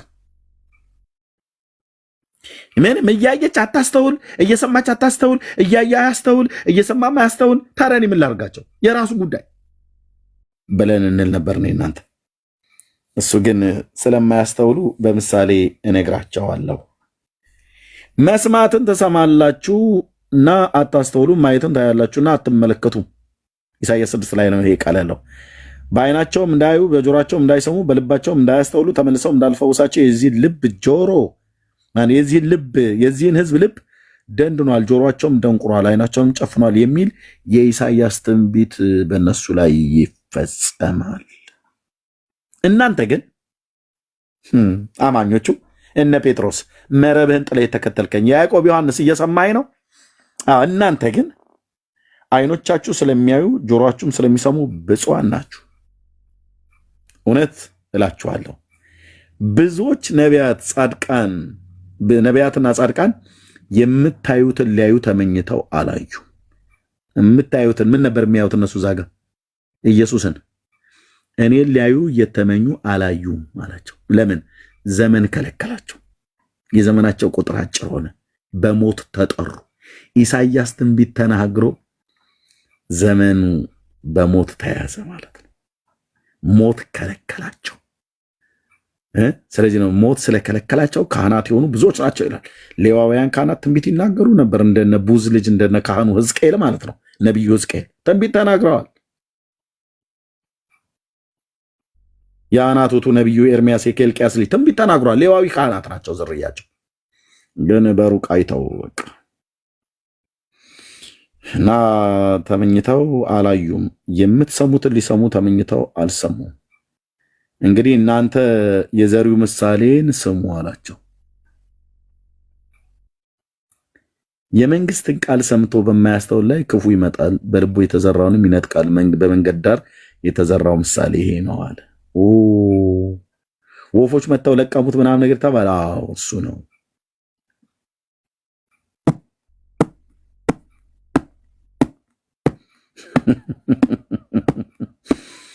በጭንጫ ላይ የተዘራው ይህንን ቃል ሰምቶ ወዲያው በደስታ የሚቀበለው ነው። እግዚአብሔርን ቃል ሲሰሙ በደስታ የሚቀበሉ ነገር ግን ለጊዜው እንጂ በእርሱ ስር የለውም። በቃሉ ምክንያት መከራ ወይንም ስደት በሆነ ጊዜ ወዲያው ይሰናከላሉ። አርፈሽ ተቀመጪ አንቺ ዝም ብለሽ የምትንቀዠቀዡ ተብላ ስትባል ቤት ውስጥ ምንድነው ሁሉ ቀን ደግሞ የኢየሱስ ጌታ ነው ክብር ለጌታ ይሁን ምናምን ነገር እያልሽ በበሴ ይሄን መጽሐፍ እያልሽ ዝም ብለሽ እዚህ የምትገልጩን አቁሚ፣ ዝጊ። ይሄን ጥቁር መጽሐፍ ይዘሽ ዝም ብለሽ መዞር አይበቃሽም? አንቺ አይበቃ ተብሎ ሲባሉ ስለሱ የሚመጣውን መከራና ስደት ለመቀበል በትንሹ ሳሳሳል ማለት ነው። ወዲያው ይሰናከላል። በእሾህ መካከል የተዘራው ይህ ቃሉን የሚሰማ ነው። የዚህ ዓለም ሐሳብና ባለጠግነት መታለል ቃሉን ያንቃል፣ የማያፈራም ይሆናል። አድነን ጌታ ሆይ አድነን። የእናንተ ልብ የኔ ልብ የትኛው ይሆን? በመልካም መሬት ላይ የተዘራው ይህን ቃሉን ሰምቶ የሚያስተውል ነው። እርሱም ፍሬ ያፈራል፣ አንዱ 100 አንዱም 60 አንዱም 30 ያፈራል ይላል። ጉባኤ ውስጥ ገብታችሁ ብዙ ጊዜ ስብከት ተሰብካችሁ ስትወጡ የተሰበከው ስብከት ከምን እስከ ምን ድረስ እንደተሰበከ ከየትኛው መጽሐፍ ቅዱስ እንደተከፈተ ሰምታችሁ እየረሳችሁ የምትወጡ 77 ቁጥር ጻፉልኝ። ዛሬ ምን ተሰበከ ተብላችሁ ስትባሉ እውነተኛው ነው የእግዚአብሔር ልጆች፣ ዛሬ ምን ተሰበከ ተብላችሁ ስትባሉ ማስታወስ እስከማትችሉ ድረስ እኔ እንጃ አፌ ላይ እኮ ነበረ ቃሉ ብላችሁ የምትሉ 77 ቁጥር ጻፉ። አንድ ሰው ብቻ ጽፏል፣ ልጆች ብሎ የሚል ሰው። እሺ ቴንኪው። አሁን መጡ ማለት ነው። ተባረኩ። እናንተ ብሩካን ናችሁ። እውነተኛ ስለሆናችሁ ብቻ ብሩካን ናችሁ። እንዳትዋሹ። ጉባኤ ቁጭ ብለን ከመዝሙሩ ውጪ የምናስታውሰው ነገር የሌለ ማለት ነው። ይሄ ሁሉ ህዝብ አይደል?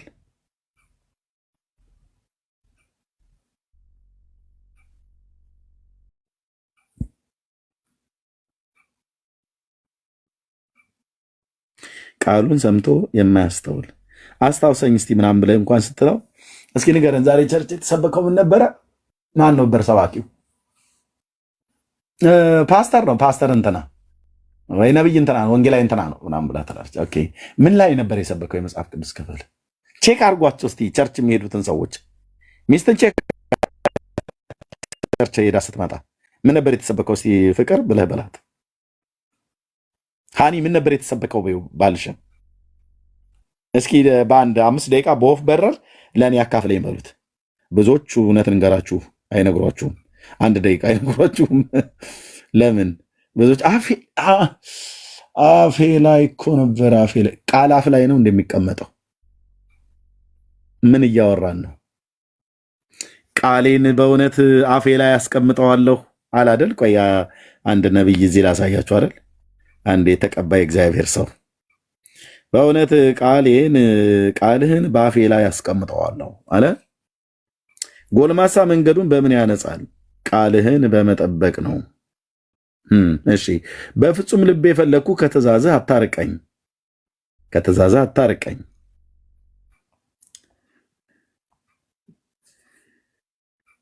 ትነበባቺ አንተን እንዳልበድል ቃልህን በአፌ ላይ ያደረግኩት። እንደዛ ነው አይደል ነበበው?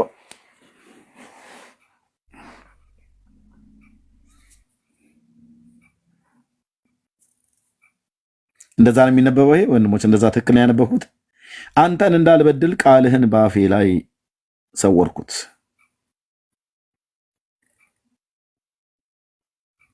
በልቤ አይደል ቃል በልቤ ሰወርኩት።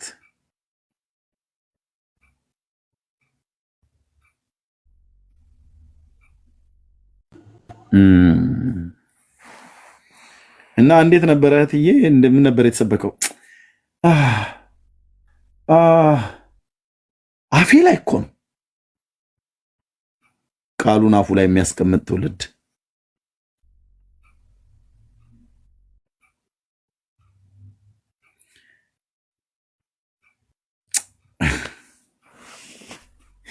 እና በምሳሌ ሲነግራቸው ቃሉን ሰምተው የማያስተውል ለጊዜው ይሰማሉ በደስታ ግን ወዲያው ይረሱታል፣ ወዲያው ይረሳል።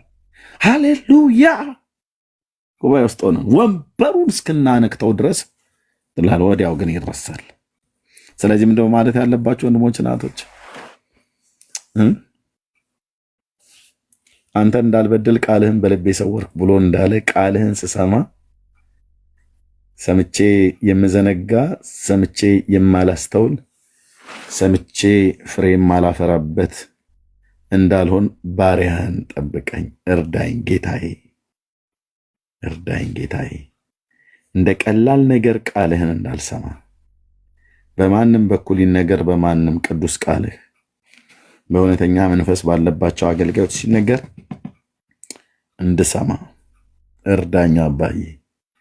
እግዚአብሔር አምላክ የሚናገረውን እሰማዋለሁ። ሰላምን ለሕዝቡና ለቅዱሳኑ ልባቸውን ወደ እርሱ ለሚመልሱት ይናገራል ይላል። እግዚአብሔር አምላክ የሚናገረውን ምን እለዋለሁ? እሰማዋለሁ፣ እሰማዋለሁ። ጳውሎስ የሚናገረውን ቃል እንድትሰማ መንፈስ ቅዱስ የሊዲያን ምን ከፈተላት ይላል? እስኪ በሏት። መንፈስ ቅዱስ የሊዲያን ምን ከፈተላት ይላል? ወንድሞች እስካሁን የጻፈ የለም። ጳውሎስ የሚናገረውን ቃል እንድትሰማ መንፈስ ቅዱስ የሊዲያን ምን ከፈተላት ይላል? እስካሁን የጻፈ የለም። ልብ ቶሚ ብቻ ጻፈ። ልብ ዲቦራ ጻፈች። ልብ አሁን ጻፋችሁ ማለት ነው። ልቧን ከፈተላት ማለት ነው።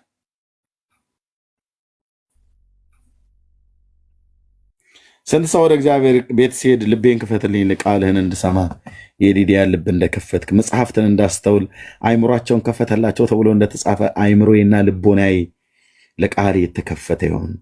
የሰማሁትን የምዘነጋ የሰማሁትን ማላስተውል እንዳልሆን እንዳስተውል እርዳኝ ብለን ስንቶች ጸልየን እንሄዳለን።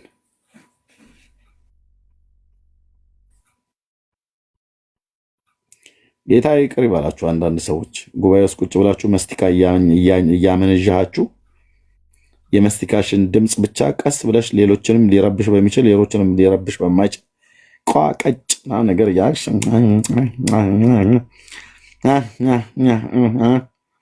የአፋር ግመል ይመስል ዝም ብሎ ማመንዠክ ጉባኤ ውስጥ ቁጭ ብሎ እኔ እውነቴን ነው የምልህ። እንደዛ አይነት ስንት ጊዜ ነው ተጣልቻለሁ አልኩሽ። አውጡ ብዬ ማለት ነው ከመድረክ ላይ ቆሜ እንዴት አይነት እኮ ነገር እንደሆነ እኮ ተውኝ እህቶቼና ወንድሞቼ፣ መንፈሴን ነው የሚያበሳጩት አልኩ። በቃ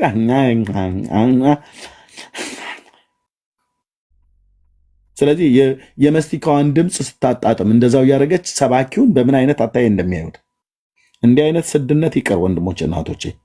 የጌታ ጉባኤ ነው፣ ሊፈራ ይገባል። አይመስልህም? እነሆ በመካከላችሁ አለው ብሎ ካለ ሊከበር ይገባል ማለት ነው። ጠቅላይ ሚኒስትር አብይ መካከላችን ቢኖር እርሳቸው እየተናገሩ መስቲካሽን እንደዛ እንዳልኩሽ እንዳፋር ግመል ስታመነዥ ማለት ግመሎችና እነዚህ የሚያመነዡ አሉ። ከሚያመሰኳ ነው አንዱ ጥንቸልም ያመሰኳል ይላል መጽሐፍ ላይ ሲናገር ዘሌዋውያን 11 ላይ ማለት ነው። ያመሰኳል ማለት ያመነዣል ማለት ነው። እንዴ መስቲካ ያመነዡልሃል ጉባኤ ውስጥ ቁጭ ብለው።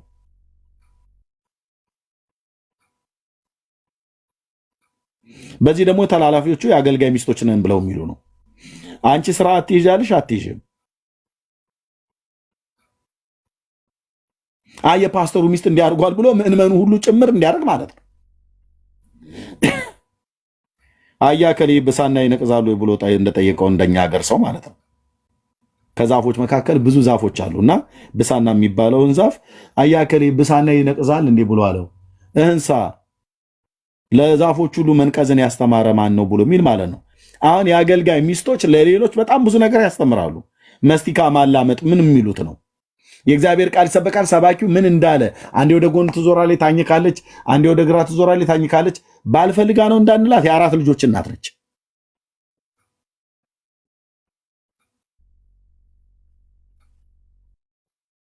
ደግሞ ለአንዳንዶቹ ሰበባቸው የአፌ ጠረን ምናምን ነገር ስላለ እህትዬ ቡና ዱቄት አፍሽ ውስጥ አድርገሽ ነይ ወደ ጉባኤ ስትመጪ። እንደዛ ካስቸገረሽ የቡና ዱቄት ምናምን ነገር እንደዛ አድርገሽ ብትመጪ በቃ ይኸው እኔ ዶክተሩ አዘዝኩልሽ። ቡናሽን ዱቄቱን በደንብ ቅመሹ። 2 ማንኪያ በሾርባ ማንኪያ ብትወስጁ ያለ ውሃ በደንብ ቀኑን ሙሉ ጤናማ፣ ሌሎችም ጭምር አይረብሽም። ያፍጠረን ያላችሁ ሰዎች ካላችሁ ማለት ነው። ግልጽ አይደለም እንዴ? ስለዚህ አጠገቧ ብትቀመጥ እሷ መስቲካ እያጮኸችብን እኛ 18 ጊዜ እኔም አንዳንዴ በጥፊ ምረጋት እኮ ነው ብሎ የሚለኝ። በተለይ አንድ ቀን አንዲት እህት በጣም ነው የተፈታተነችኝ። ላገለግላት ነበር ብዬ ስልህ በስጋ ተነስቼ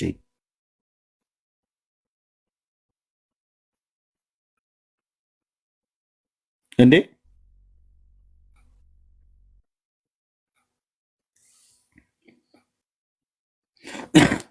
ልትደባደብ ኤርሚያስ ብለህ ካልከኝ እጀልጥህ አልኩ። እንዴ ቤቱ ስርዓት መኖር አለበት። በቤተ መቅደስ ውስጥ ገብቶ እኮ ገበታቸውን ገለበጠ ነው ብሎ የሚለው የአምላኬ ቃል እየተነገረ እሷ እዚህ ጆሮዬ ላይ ኢንስትሩመንት ይመስል ላስቲክ ታኝክብኛለች አይደል? የአሜሪካ ላም ይመስል ፌስታል ታኝካለች። ደግሞ አውጥታው ልትነፋው ትፈልጋለች ፊት ለፊቴ ማለት ነው። የገላግላት ነበር ስልህ ስርዓት መኖር አለበት። ጊዜ ወስደን ልናመልክ የአምላካችንን ቃል ልንሰማ ነው።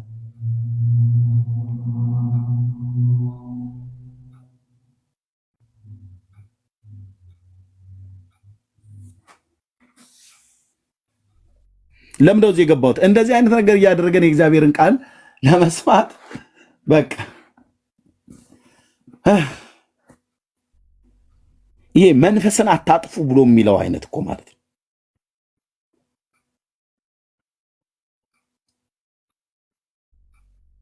ወደ ቸርች ልትሄድ ስትል ነው ሱቅ ላይ ትሄድና ካላትም በገንዘብ ከሌላትም ሸምሱ እስኪ አንድ ጦር ትላለች። ያን ጦር የሚባል መስቲካ አፏ ውስጥ ጨምራ ነው የምትሄደው፣ ወንዱም ቢሆን ማለት ነው። በተለይ እህቶች ናችሁ በዚህ በጣም ህግ ተላላፊ። በሚበላ ነገር ከኤደን ገነት ጀምሮ እየበጠበጣችሁን ያላችሁት እናንተ ናችሁ፣ በቸርች ውስጥ ሁሉ ጭምር ሳይቀር ምንም አታመጡ። ቢያንስ ሪፖርት ብታደርጉ ነው ቤቴ ላይ እና ምን ተሰበከ በላት። ያቺ ስታላምጥ የነበረችዋን ሴትዮ አፌ ላይ ነበር ትላለች። አፏ ላይ መስቲካውም ነው፣ አፏ ላይ ቃሉም ነው። አስተውላ አሰማም ማለት ነው።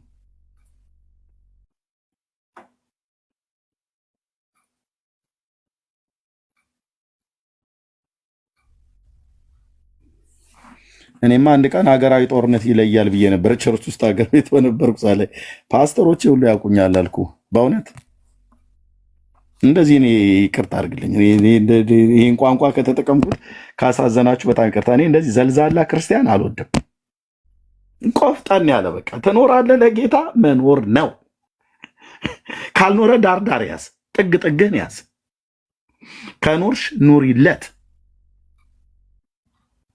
ጠቅላይ ሚኒስትር አብይ ጉባኤያችን ላይ መጥተው ንግግር ቢያደርጉ ያቺ የምታላምጠው ሴትዮ እንደዛ አታደርግም። ምናልባትም እንደዛ ብታደርግ የአገሪቱን ጠቅላይ ሚኒስትር ክብር አልጠበቀችም ብለው ጋርዶቹ መጥተው አንጠልጥለው ወፌ ላላ ሊሰቅሏት ይችላሉ።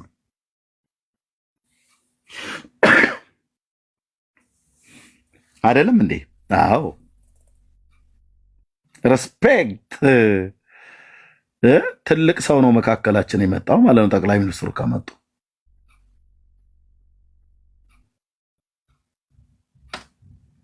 ጳጳሱ እየተናገሩ እያሉ መስቲካ ፊት ለፊት የምታኝክ ኦርቶዶክስ አይታለች? የለችም፣ አትኖርም። ያው እንደዚሁ አንዳንድ ባለጌዎች ካልሆኑ በስተቀር ማለት ነው። ታዲያ ጌታ የጳጳሱና የጠቅላይ ሚኒስትሩን ያህል የፓስተሩን ያህል አይከበርም?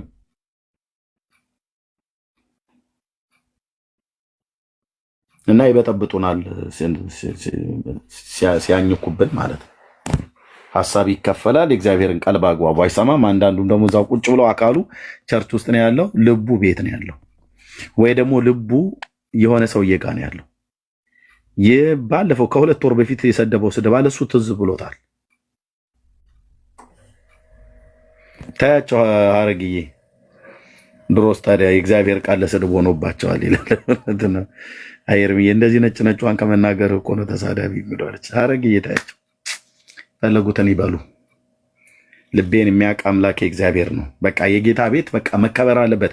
የእግዚአብሔርን ቃል ለመስማት ስንሄድ በቃ ወንድሞቼ ናቶቼ፣ ምንም አይነት ቸርች ውስጥ ለሚደረገው ነገር ለአምልኮ ለዝማሬም ቢሆን ቃሉን ለመስማት የትኛውንም ነገር ለማድረግ ለጸሎት ምናምን ነገር በፍጹም ፍርሃት በፍጹም አክብሮት ልዑሉ እዛ እንዳለ የሆነ እኮ እኔ አሁን ጴንጤው ይፍራ ብለን መጋረጃ ሰቅለን ከመጋረጃው ጀርባ እንትን አለ ጌታ ምናምን ብለን በል እንደ ኦርቶዶክስ እንደምትለው ኦርቶዶክስ እኮ በትልቅ መጋረጃ ታረግልህና መንበሩ ላይ አለ ትላለች።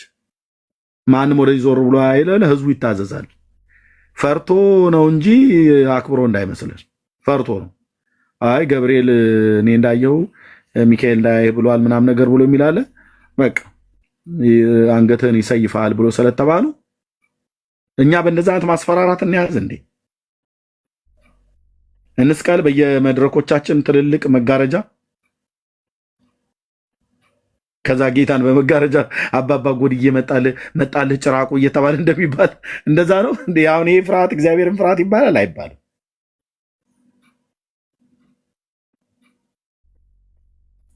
ደግሞ ያ እንደዛ ሆነን እኮ እነሆ በመካከል ሁለትም ሶስትም ሆናችሁ በስሜ በተሰባሰቡበት በመካከላችሁ አለሁ ብለዋል ብሎ የሚለውን ጥቅስ ያችው ሴትዮ ጠቅሰዋለች። ወያው መስቲካም ያላምጠው ሰውዬ ይጠቅሰዋል ጉባኤ ውስጥ።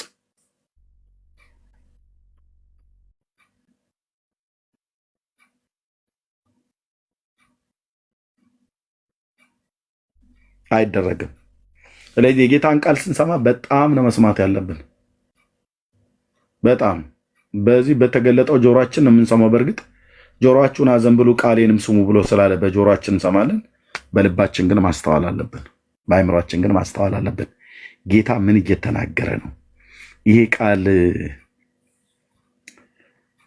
ብዙዎች አንዱም ትልቁ ከሚሳሳቱበት የዛሬው ስብከት ይገርምሻል። እንትና ኖራ ቢሆን ኖሮ እውነትሽን ነው። አዎ ልክ ነው፣ ልክ ነው፣ ልክ ነው፣ ልክ ይሄ ለእሷ ነበረ ይላል። እህቴ እሷ ቤት ቀርታ አንቺ ዛይርሽው ለአንቺ ነው መልእክቱን ጌታ ያመጣው። እቤት ላይ ቀረችዋ ሴትዮ በባለፈው እንደዚህ ብላ ተናግራ ነበር። ወይኔ ዛሬ ኖራ ቢሆን ኖሮ። ስለዚህ ጉባኤ ውስጥ ቁጭ ብለው ያን ቃል የሰሙት ጌታ ለእኔ እየተናገረኝ ነው ሳይሆን ለእንትና እየተናገራት ነበር፣ እንትና ግን ዛሬ አልመጣችም እያሉ ነው የሚሰሙት። ብዙዎች የወደቃችሁበት አምላኬ እግዚአብሔር ምስክር ነው። ለሰዎች ብዬ ቃሉን ሰምቼ አላቅም፣ ለራሴ ነው የምሰማው። ሌላ እንትና የሚባለው በባለፈው የሆነ ዕቃ የሰረቀው ሰውዬ ቀርቶ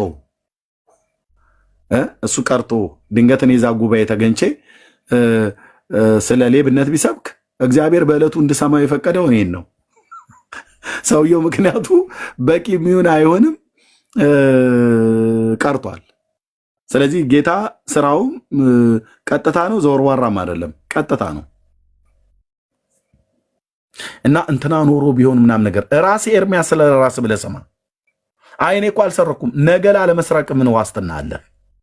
አትሰማም እንደ እግዚአብሔርን ቃል ለሰው ብሎ ቁጭ ብሎ የሚሰማዋል። ወይኔ ዛሬው ቃል እንትና ኖሮ ቢሆን። ይሄ ጤነኛ መንፈስ አይደለም። የጌታን ቃል በጥንቃቄ እንስማ። እግዚአብሔር በብዙ ምሳሌ ይናገራል። ሰባኪው ጠቢብ ስለሆነ ብዙ ምሳሌዎችን መረመረ፣ ፈለገ፣ አስማማ ይላል። አስማምቶ ፈልጎ ፈላልጎ ያስተምራል። የእግዚአብሔርን ቃል ያክል መስማት ወንድሞች እናቶቼ በረከት የለም። የእግዚአብሔርን ቃል ከመስማት የበለጠ በረከት የለም። ቃሉን ሰሚዎች ብቻ ሳይሆን ደግሞ አድራጊዎችም ጭምር ከሆንን ደግሞ ዋው ዋው! ቃሉን ሰሚዎች ብቻ አይደለም አድራጊዎችም ጭምር ከሆንን ዋው!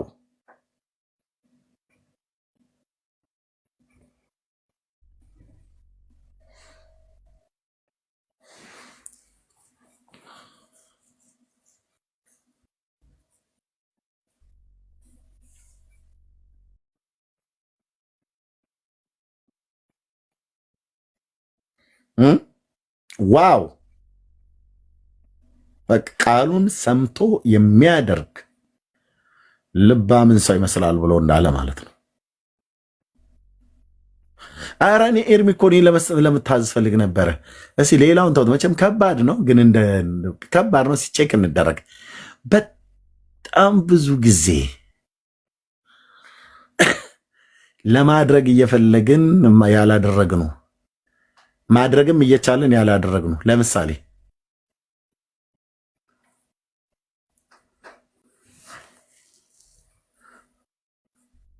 ስንቶች ሰዎችን አስቀይመናል። እዚህ ውስጥ ሰዎችን እንዳስቀየምን በልባችን ላይ ምስክርነት ያለ ስንቶች አለን ሰዎችን ያስቀየምን።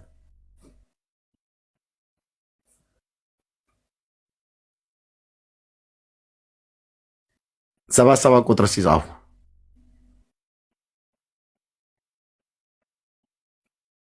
ዮዮ 77 ቁጥር ጻፉ። ሰዎችን ያስቀየማችሁ ነገደ ተባረኬት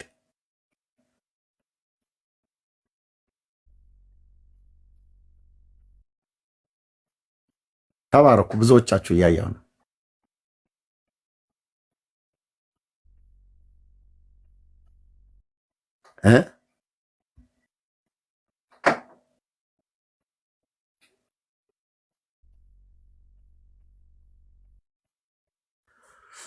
እሺ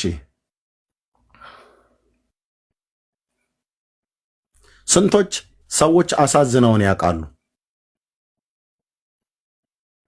ሰዎች አሳዝነውን ኤርሚታ እናድደኛል። እኔው ራሴ እኔ ከዚህ የጸዳው ነኝ እያልኩ አይደል? እሺ በስንፍና ያናድጄ ከሆነ በእውነት ይቅርታ ጠይቃለሁ። በስንፍና ያናድጄ ከሆነ ይቅርታ ጠይቃለሁ። በእግዚአብሔር ቃል አናድጄ ግን ከሆነ ክብር ለመንፈስ ቅዱስ ይሁን። በእውነት ይሄ ራሱ አንዱ ለምን እንደተናደድክብኝ በስንፍና ከሆነ ኦኬ። ግን ብዙዎች የእግዚአብሔርን ቃል ስለማትወዱ የጽድቅን እውነት ስለማትወዱ በዛ ከሆነ ያስቀየምኩ ገና ማስቀየሜን እቀጥላለሁ። በእግዚአብሔር ቃል ማለት ነው። በስንፍና ግን ከሆነ ይቅርታ ጠይቄያለሁ። በእኔ ምንም አይናደዳል። እሺ በስንፍና በእውነት በድካሜና በስንፍና ያሳዝኘ ከሆነ ይቅርታ ጠይቃለሁ።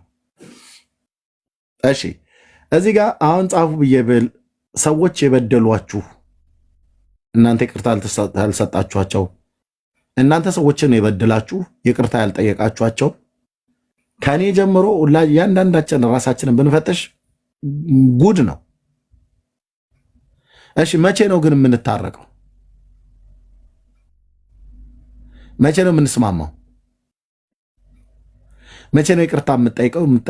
መቼ ነው ምህረትንስ የምትሰጡት? ይቅር በይኝ ትብል ምን አንቺ ይቅርታ እንድሰጥሽ እኔ ፊት ተንበርክካ እንኳን ይቅርታ ሂጂ ወደዛ ተነሺ ስታስጠላ ምናምን ነገር ብሎ የሚሉ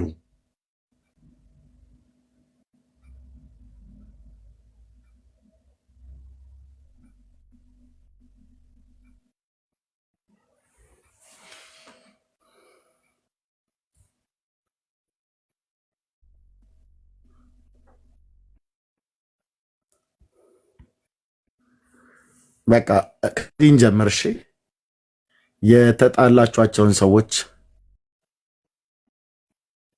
ታረቋቸው። ስትታረቁ ግን በእውነት ነው መታረቅ ያለባችሁ። በእውነት እኔ በውሸት መታረቅ የሚባል ነገር አይሆነልኝም። እውነቷን እቅጯን ተነጋግረን በቃ ጌታ ይባረክ። እሱ ነው አርነት የሚያወጣው። ካልሆነስ አደባብሰብ ትታረቅ እንደ ሙጃሌ እንትኑ ምንድነው ሰንኮፉ አልተነቀለም ይባላል። በሚቀጥለው ጊዜ ያገረሽብሃል ስታየው ከመሲ ጋር እሺ መስዬ እንዴት ነሽ የኔ ሆድ የኔ አንጀት የኔ አይን የኔ አፍንጫ ምናም ነገር ብዬ በውሸት እሷም ልክ እንደዚሁ ብላ ኤርሚዬ እባክህ የኔ ምንትራም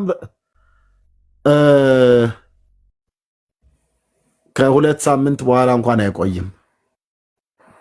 ወዲያው ባየኋት ሰዓት ወይ ባየችኝ ሰዓት ያገረሽባታል ወይ ያገረሽብኛል እንደሚባለው ማለት ነው።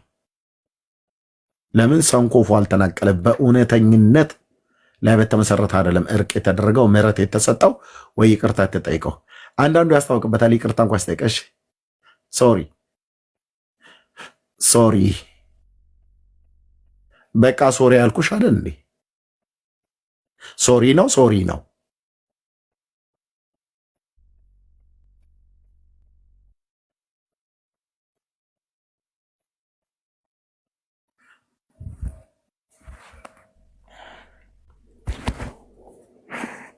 ጌታ ይርዳል።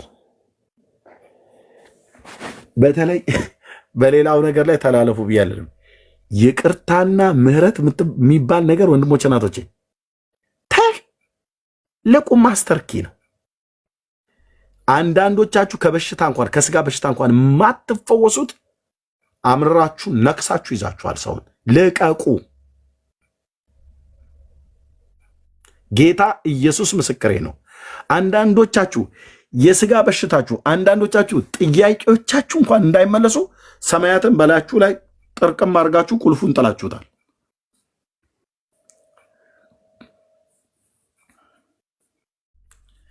ምህረት አታረጊም፣ ስለ ትዳር ትጸልያለሽ። ይቅርታ አትጠይቅም፣ ልጆች ስጠኝ ብለሽ ትያለሽ። ያቺ ደግሞ እዛ ታለቅስብሻለች፣ እያለቀሰችበት ነው። ምህረት አታረግም። ማይክ ለመያዝ እና መድረክ ላይ ለመዘመር ወይ እንደኔ ለመስበክ ትሯሯጣለህ።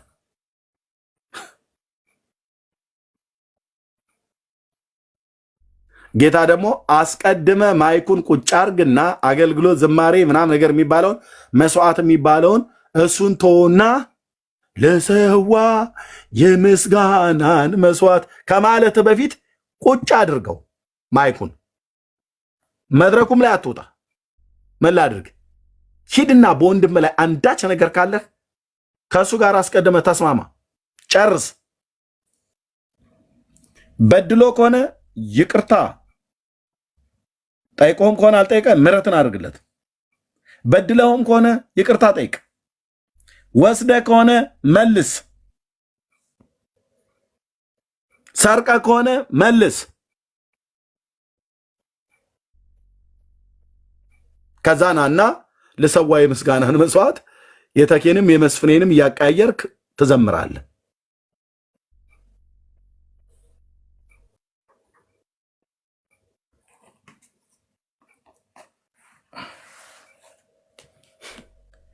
ሰው ይቅር ሳይባባል በቤቱ መዝሙር ይከፍታል። ለእንጉርጉሮና ብለህ ካልክ መብት ነው። ሰው ይቅር ሳይባባል ስብከት ለመስበክ ይወጣል፣ ዲቤት ለማድረግ ይወጣል።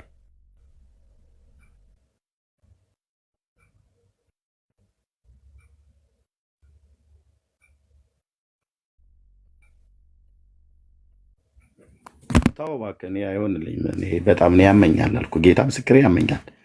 ምን አንዳች ነገር በዳንዬ ላይ ቢኖር በቃ ያመኛል። ላይ ደውዬ ከዳንዬ ጋር እነጋገራለሁ። አቅ ምን በወጣኝ ተሸክሜ የምጠበሰው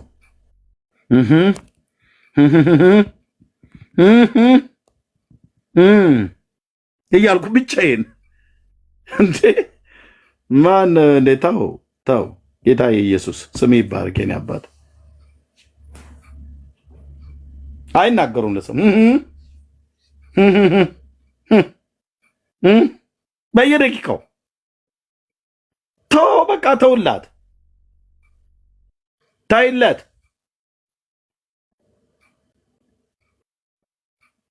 ይቅር በሉ ይቅርም ትባላላችሁ። በቃ ቃሉ እንግዲህ ጌታ ኢየሱስ እንግዲህ ያው በቃ ብሎታል። ግን እኛ እኮ በቃ ምንም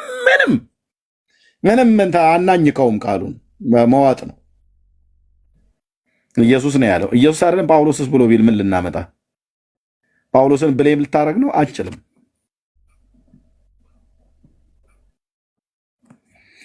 ጌታ ይርዳን። ጌታ ይርዳን እና ጸጋ ይብዛላችሁ ወንድሞቼና እህቶቼ። በብዙ ምሳሌ ይነግራቸው ነበር። የመንግስትን ሰማያትን ማወቅ ለእናንተ ተሰጥቷችኋል ብዙ አላቸው እና ተባረኩ። ቅዱስ ቃሉን ማንበብ ማሰላሰል እንድኖረው እርዳኝ ጌታዬ ሆይ። በእውነት ደግሞ ይቻላል አልኳችሁ። እግዚአብሔር እኮ ስሙ ይባረክ። በጸጋው ዙፋን ፊት ደፋ ስትል በቃ አባ ስትለው ሩሩ ጌታ፣ የዋው ጌታ አቅም ጉልበት ይሰጣል። የኃጢአትን ኃይል የምናሸንፍበት ጸጋን ይሰጣል። ለእግዚአብሔር ክብር ይሁንለት። ይህንም ፕራክቲስ እናድርግ፣ ቃሉን ለመኖር ማለት ነው። ከዚህን ጀምር። ትልቁም ይቅር አለማለትና ይቅርታ አለመጠየቅ ነው። በረከታችን የኛ የሆነው ነገር ሁሉ የተያዘውም እዚህ ላይ ነው። ጌታ ወንድሞቼ እናቶቼ፣ የተቀባ አገልጋይ ከምትፈልጉ ይልቅ የተቀባውን የእግዚአብሔርን ቃል በመጀመሪያ ይፈልጉ። ቅዱስ ቃሉ ማለት ነው። ቅዱስ ቃሉ ብሎ በሚለው መሰረት እየኖርኩ ነው ወይ ብላችሁ ራሳችሁን ጠይቁ።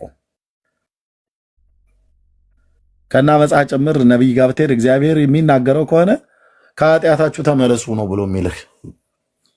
በእርግጥ እንዲህ የሚናገር ብዙ የለም። ይሳካለሻል፣ ይሳካላል፣ ይሳካላችኋል ነው። እኔ ይቅርብኝ አልኩ። ይቅርብኝ ጌታ ተመለስ ብሎ ሲለኝ ነው በጣም ደስ የሚለኝ። ጌታ ኢየሱስ ምስክሬ እና ጌታ ይባረክ። ተባረኩ። ረጅም ሰዓት ያስኩኝ በጣም ይቅርታ። ወንድምነት ኢሳያስ 53 ምንድን ነበር? ህልሜን ፍታልኝ ነው ያልከኝ?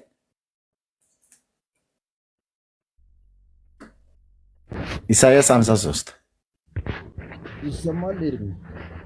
ድምፅህ ሩቅ ነው እንጂ ይሰማል። አዎ ከቻልኩ ልሞክር። ድምፅህ ሩቅ ነው። ድምፅህ ሩቅ ነው። ሩቅ ነው አይደል? አይሰማም ነው? አዎ ለምን እንትን ብሉቱዝ ካለ ንቃለው፣ ኤርፎን ከሆነ ንቃለው። አይ ስልኬ ነው በቃ። እሺ እሺ፣ ቀጥል። እስኪ አሁን ይሰማል። እሺ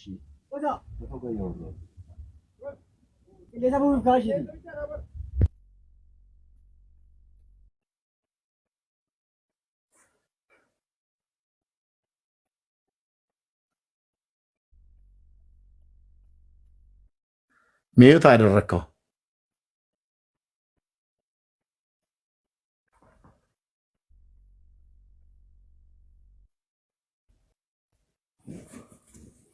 እሺ ሰው ጋር ይቅርታ፣ ከሰው ጋር እያወራሁ ስለሆነ እንዳይረብሻችሁ ብዬ ነው።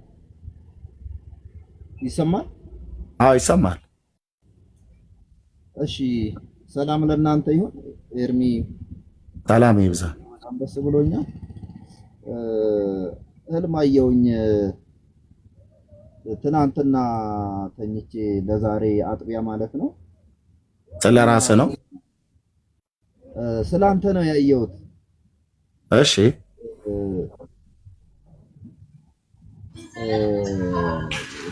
በጉባኤ ስታስተምር እንዲህ ፑልቢት ፊት ለፊት ቆመህ ካፖርት ነገር ለብሰሃል፣ እርሳሳማ ከለር ስካርብ። ይሄ በገጠር አንዳንድም በከተማ ውስጥም አለ እንደዛ የሚጠቀሙ ሰዎች አሉና ይሄ ስካርብ ታወቀው የክር ስካርብ ነገር አንገት ላይ የምትደረግ ነገር አውቃለሁ። እና ትመሰክራለህ። የምትመሰክርላቸው ሰዎች ደግሞ በዚህ ስማቸውን መጥቀስ ባልፈልግም በዚህ በሶሻል ሚዲያ ላይ የማውቃቸው አንዳንድ ሰዎች እዛ ጉባኤ ውስጥ አሉ። እና ትመሰክራለህ፣ በኃይል በስልጣን ትመሰክራለህ። ይሄ ነው የኔ ኢየሱስ እያልክ ሃሌሉያ እያልክ በጣም እየጮህ ስትመሰክር አየሁ። እና በዚሁ መሀል ባነንኩ፣ አይኖቼ በእንባ ተሞሉ። ጌታን አመሰገንኩኝ። ኤርሚ ሳልነግርህ አላልፍልኝ። ክብሩን ጌታ ይውሰድ። እና አሜን። ፑልፒት ላይ ቆሜ መድረኩ ላይ ቆሜ ነው መሰክር የነበረው። ቦታው ቸርችም አይደለም፣ የሆነ ብቻ ስፍራ ላይ ይመስላል። ቸርችም አይደለም፣ አዳራሽ ውስጥም አይደለም፣ ግን ፑልፒት አጠገብ አለ። እነዛ የምትመሰክርላቸው ሰው ደግሞ ከአንተ ተቃራኒ የሆኑ ሰዎች ናቸው። በእምነትም የሚመሳሰሉ ሰዎች አይደሉም። እና ይሄ ነው ኢየሱስ እያልክ በስልጣን ትመሰክርላቸዋለህ። ሃሌሉያ እያልክ በጣም ትጮዋለህ። እና በዚህ መሃል ባነንኩ፣ ጌታን አከበርኩ። አይኖቼን በእንባ ተሞሉ። በጣም በመንፈሴ ተቃጠልኩና በጣም ይህን ነገር ሳልነግረው አላልፍም ብዬ ነው። ስልኬም አያሰማም፣ ችግር አለበትና ስፒከሩ። እንግዲህ ይቅርታ አድርጉልኝ። ኤርሚ ቴንኪው ወንድምነት፣ ተባረክ፣ ጸጋ ይብዛልህ። መልካም ነው ያየኸው፣ ክፉ አይደለም። ይኸው ነው እየሆነም ያለው ገናም ወደፊትም የሚሆነው የዚሁን የጌታችንን አዳኝነት እና አብረን እየመሰከርን ያለ ነው። ለሚቃወሙንም፣ ለሚሰድቡንም፣ ለሚረግሙንም ብዙ ድካም እንደማንም ሰው ስለሆንኩኝ ብዙ ድካሞች፣ ብዙ ስንፍናዎች ቢኖሩኝም ግን ጌታ እግዚአብሔር ልቤም በሚያውቀው በቃ በንጹህ ልቤ በቅን ልብ ነው የማገለግለው ጌታ። ማንም ላይ እንደዚህ አንዳንዴ የምቆጣ ነገር ብመስልም ግን ያን አይደለም፣ ልቤ እንደዛ አይደለም። እና እግዚአብሔር ይባረክ። መልካም ነው ያየው ይብዛልህ። አንተም አብረን ሃሌሉያ እንላለን። የምንመሰክርለት ኢየሱስ ይህ ነው ብለን እንላለን። ይህኑ ነው እያደረግንም ያለ ነው እና ጸጋ ይብዛልህ። ተባረክ። ልጅ ወደ መዳት አመሰግናለሁ። ጌታ ይባርክ። አይወሰድ። ቴንክ ዩ። አሜን አሜን። ቴንክ ዩ ብራዘር ሚላና። እንዴት ነሽ እህታችን? እግዚአብሔር ይመስገን። ኤርሚ እንዴት ዋላችሁ? ጌታ ይባረክ። ጽሁፍሽን ኮሜንትሽን አይቼ ነው። ብዙ ጊዜ ልነግርክልና ስለምፈራ ነው። ዛሬም ሌሊት አይቼ ነበርና ተመሳሳይ ነው። አንድ አይነት ህልም ነው ማየውና እንደ ነገር ውስጤ ይነግረኛል። እፈራለሁ። እሺ፣ መንገድ ዳር ላይ ያሉ 3 ቤቶች አሉና ቅርጻቸው ልክ እንደ ዘንባባ በኦርቶዶክስ ይሄ ዘንባባ የሚሰራ ላይ የጣት ቀለበት በዘንባባ ልክ እንደዛ አይነት ያላቸው እንጃ ምድር ላይ ያላየሁም እንደዚህ አይነት ቤት አላውቅም። እና መንገድ ዳር ነው 3 ቤት ናቸው። አንዱ ብርሃን አለው፣ ቀን ነው ቤቱ፣ ቀን ላይ ነው። መንገድ ዳር ላይ ያለው ብርሃን አለው፣ አንዱ ቤት ብርሃን አለው። አንዱ ደግሞ ጨለማ ነው። ሶስተኛው ደግሞ ልክ ህንፃ ናቸው። አንዱ ቤት በቁሙ ሰምጧል። አንዱ ቤት በቁሙ ሰምጧል። ይሄ ዳር እንትኑ መሰረቱ አለ፣ ግን ቤቱ ሶስተኛው ቤት በቁሙ ወደ ውስጥ ሰምጧል። ሁለተኛው ቤት ደግሞ ቆሟል፣ ግን ጨለማ ነው። አንዱ ቤት ደግሞ ብርሃን ነው። ይህ ደግሞ እንዴት መሰለ፣ ማታ አይደለም ያየሁት፣ ቀን ነው። በቀን ላይ የቆመ ቤት ነው። ብርሃን አለ፣ ቀን ነው። ግን አንዱ ቤት ላይ መሽቷል፣ ጨለማ ነው። የብርሃኑ የፀሐይ አለ ምንም አለ፣ ግን አይገባም ወደዛ ቤት ማለት ነው። ሁለተኛው ቤት ላይ አንዱ ቤት ብርሃን ነው፣ መንገድ ዳር ነው። አልፎ የሚሆኑ ቤቶች አሉ፣ ግን ወዳድቀዋል፣ ብርሃን የላቸውም። ከዛ ምን ታደርጋለህ? መንገድ ዳር ነው ብዬሃለሁ። ማብራት ይሄ ፖል የሚያስቀጥሉ መንገድ ሰራተኞች ቀጥረክ ይሄ ኮረኮንች በመንገዱ ላይ እንትን አስፓልት ልታዘረጋና መብራት ልታስወጣ ብርሃኑን ለማጋባት ከዚህ ከአንዱ ቤት ወደ ሁለተኛ የቆመው ቤት አንዱ መሰረቱ ሰምጧል ብዬሃለሁ። እንዴት ነው የኦርቶዶክስ ቤተክርስቲያን ጉልላት አለ አይደል? እንደዛ ስምጥ ያለ ሶስተኛው ቤት ማለት ነው ሰምጧል። መሰረቱ ቆሟል፣ ግን ሰምጧል። ሁለተኛው ቤት ሙሉ ጨለማ ነው። ቀን ነው ብዬሃለሁ፣ ግን የቀኑ ብርሃን ወደ ቤት ውስጥ አልገባም። አንዱ ደግሞ ቀኑ ይሄ የቀኑ የፀሐይ ብርሃን ሳይሆን ሙሉ ቤቱ ብርሃን ነው፣ ቆሟል። እና አንተ ምን ታደርጋለህ? ይሄ አስፓልት ልታሰራ መንገዱን ተጠርጎ እንትን ለብሷል፣ እንትን አልብሰዋል። ኮረኮንች ይሄ መንገድ ትራንስፖርት የሚሰሩት አለ። ኮረኮንች አልብሰው፣ ቀይ አልብሰው ሬንጅ ቆሞ ያለው እና ልታዘረጋ ወደ ሁለተኛው ቤት አንደኛው ስለወደቀ ቢያንስ ወደ ሁለተኛው ቤት ብርሃን እንዲገባ ብለ ኤሌክትሪክ መስመር ስታዘረጋ ነው ያየሁት። እና ሬንጅም ቆሟል፣ መንገዱ ተጀምሯል ኦልሬዲ ማለት ነው። እና በጣም ጊዜ ንገሪው ምናምን ነገር በጣም እየፈራው ልጽፍ እያልኩኝ እየፈራው ዛሬ በጣም ተናንቆኝ ያው እግዚአብሔር ነው ሰው ሀገር ነው ያለሁት እና ልነግርህ እያልኩኝ እሱ ህልም አየሁ ሲል በቃ መንፈስ ቅዱስ ተናገር እያለኝ ነው ምናምን ብዬ ነው የገባሁት። እና አዘረጋ ተጀምሯል መንገዱ፣ ሬንጅ ቆሟል። ብቻ ማብራት ምናምን ነገር ልታስገባ እንዲሰልፍ እንትን ፖል ትርጓሜውም አልገባኝም። ምናልባት ላንተ በደንብ ነው። በደንብ እግዚአብሔር ስም ይባረክ። እግዚአብሔር ስም ይባረክ። መብራቱ ተዘርግቶ መብራቱ ለመግባት ነው። በተለይ በዛኛው እዚያን በውስጥ ነግርሻለሁ፣ ነይ በውስጥ ጸልይልሻለሁ። እንደዚህ አይነቶች እግዚአብሔር የሚናገራችሁ እህቶች ፎሎ ባክ መልሼልሻለሁ። ስልክሽን አስቀምጭልኝ። ግልጽ የሆነ መልእክት ነው። በጣም ግልጽ የሆነ ምንም በቃ ኩልል ያለ መልእክት ማለት ነው። እግዚአብሔር ለኔ ከነገረኝ ጋራ ብዙ ዘመን ካወራኝ ጋራ የመንገዱም መዘጋጀት ጠጠሩም ተዘጋጅቶ በላዩ ላይ ሬንጅ አስፓልት ሊፈስበት ነው ማለት ነው። ኦልሬዲ መንገዱ ተጀምረዋል። በመንገዱ ላይ ምን ልታረጉ ነው? እዚህ ያስገባችኋቸው እነዚህን እታች አስወርዱ። ማን ነው የሚያስገባ? ኦኬ መንገዱም ተዘጋጅቷል፣ ተጠርጓል። ክሊር አድርጎ እግዚአብሔር ለኔ የነገረኝ ነው መንገዱ ስራም ላይ እና ይሄም ደግሞ መብራት እንግዲህ ኤሌክትሪክ ወደዛ ወደ ጨለማው መብራቱ ወደ ሌለበት ቤት ላይ ለማስተላለፍ ነው። ግልጽ እኮ ነው መልእክቱ ወንድሞች እናቶቼ፣ ግልጽ እኮ ነው መልእክቱ። ይህን መብራት ለማስተላለፍ ነው። ቆመው ለሰመጡ ቆመው የቀኑ ብርሃን ወደ ህይወታቸው ወደ እነሱ እንዳይገባ በራቸውን ዘግተው ለተቀመጡ ግልጽ የሆነ መልእክት። እንዲህ አይነት ከዚህ ቤት እኔ ሰምቼ አላውቅም። በተለያየ መንገድ እግዚአብሔር ይናገራል። ይሄ ደግሞ በጣም ግልጽ ነው። ተባረኬ ነየት ኤርሚ ደግሞ ከዚህ በኋላ እንዳትፈሪ፣ እሺ እህቴ እንዳትፈሩ። ምልክት ነኝ አሁን ያልከው ማለት ነው።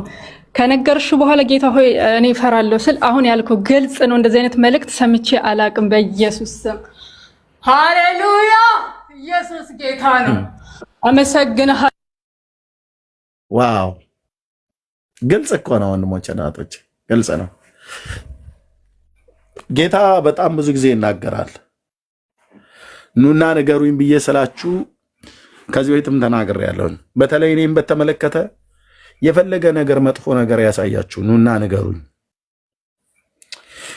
ኑና ንገሩኝ። ከሁለት አኳያ፣ አንደኛ እኔን ተጠቅሙኛላችሁ፣ ሁለተኛ እናንተም ትጠቀማላችሁ። እናንተ የምትጠቀሙት እግዚአብሔር የሰጣችሁን መልእክት በታማኝነት መታችሁ ስትነግሩኝ ላበረታታችሁ ነው። ለሌላም ሰው ጭምር እግዚአብሔር ከተናገረሽ ሳትፈሪ ለኤርሚያስ እንደነገርሽው ሄደሽ ለሌሎችም መናገር አለብሽ። እንደዛማ ካልሆነ ታማኝ መልክተኛ አልሆንሽም ማለት ነው። አሁን እህቴ ታማኝ መልክተኛ ነሽ። እሺ ግልጽ ነው መልክቱ ብዬ ስላት ጮኸች። ምክንያቱም የሰማችው ነገር አለ ማለት ነው፣ ያየችው ነገር አለ ማለት ነው። ህልሙን መታ ለእኔ ስትነግረኝ ምን ሊሆን እንደሚችል ወይም ምን ልላት እንደምችል ለምን እንደምትፈሩት በጌታ ለምን እንደምትፈሩት እህቶች ወንድሞች ለምን እንደምትፈሩት? ህልም ከጌታ ዘንድ የምታዩት ነገር ካለ ልቤም በሬም ክፍት ነው። የውዴ ቃል ከሆነ በጣም ነው የምሰማው። ሰምቼ በእግዚአብሔር ቃል እመዝናለሁ። ጌታዬም ይህን ስጦታ ስለሰጠኝ አውቃለሁ። ከጌታ የሆነውን አውቃለሁ።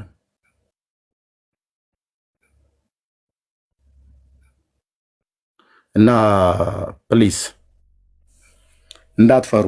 በዚህ ላበረታታችሁ። ዳንዬ ቤቱ እንዳይዘጋበት ይቆይ ከሆነ ድምፅ ያሰማ፣ ካልሆነ እንትላለን። አትፍሩ እህቶችን ወንድሞች፣ እሺ አትፍሩ። እግዚአብሔር ይናገራል ጌታ። እና ግልጽ የሆነ መልእክት ነው፣ ፍንትው ያለ መልእክት ማለት ነው። ምንም ትርጉም አያስፈልገው። ዞር ዋራ አይደለም። በቁማቸው የሰመጡ በቁማቸው መብራታቸው የጠፋ ጨለማ የዋጣቸው ድቅድቅ ጨለማ ውስጥ ነው ያለነው ይላሉ፣ ግን ቆመዋል እኮ። ድቅድቅ ጨለማ ውስጥ ነን ይላሉ። አንድ ራእይ ከዚህ በፊት ተናግሬያለሁኝ፣ ጌታ ያሳየኝ ማለት ነው።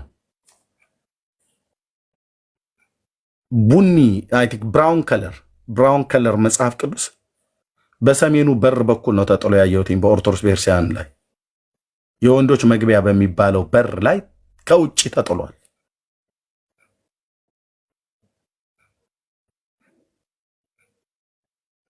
ስንት ሰው ያስታውሳል? ይህን መልእክት ስናገር ከዚህ በፊት ፓብሊክ ላይ ተናግሬዋለሁ። 77 ቁጥር ጻፉልኝ። ይህን መልእክት ስናገር የሰማችሁ ብራውን ከለር ትልቅ የመጽሐፍ ቅዱስ በወንዶች በሰሜን በር በኩል ተጥሏል ውጪ ላይ። የአባቶቼ አምላክ እግዚአብሔር ምስክር ነው። ከዛ ሄድኩኝና አቅፌው እንደ ሕፃን ልጅ አቅፌው፣ ቀጥሎ ያለውን ራእይ አልነግራችሁም የሆነውን ማለት ነው። ለፓስተር ታሬ ብቻ ነግሬዋለሁ። መጽሐፍ ቅዱስን ጥለህ ብርሃን ከየት ይወጣልሃል ታዲያ? በቁሙ ቆሞ በቁሙ ጨለማ ከመዋጥ እግዚአብሔር ያድን። ስለዚህ የመብራቱ ዝርጋታ ማለት የወንጌሉ ብርሃን ነው። እየቀጣጠልን ነው አይደል? ታብ ኮፕሊንግ ሼር አድርጉ ተብሎ ሲባል ወደ እነሱ እንዲደርስ ማለት ነው። አረላ አነስቼ አቀፍኩትኝ። አቀፌው ቀጥሎ የሆነውን አልነግራችሁም፣ ግን ያደጋግሜም ከዚህ ቤት የነገርኳችሁ የህዝብ ጎርፍ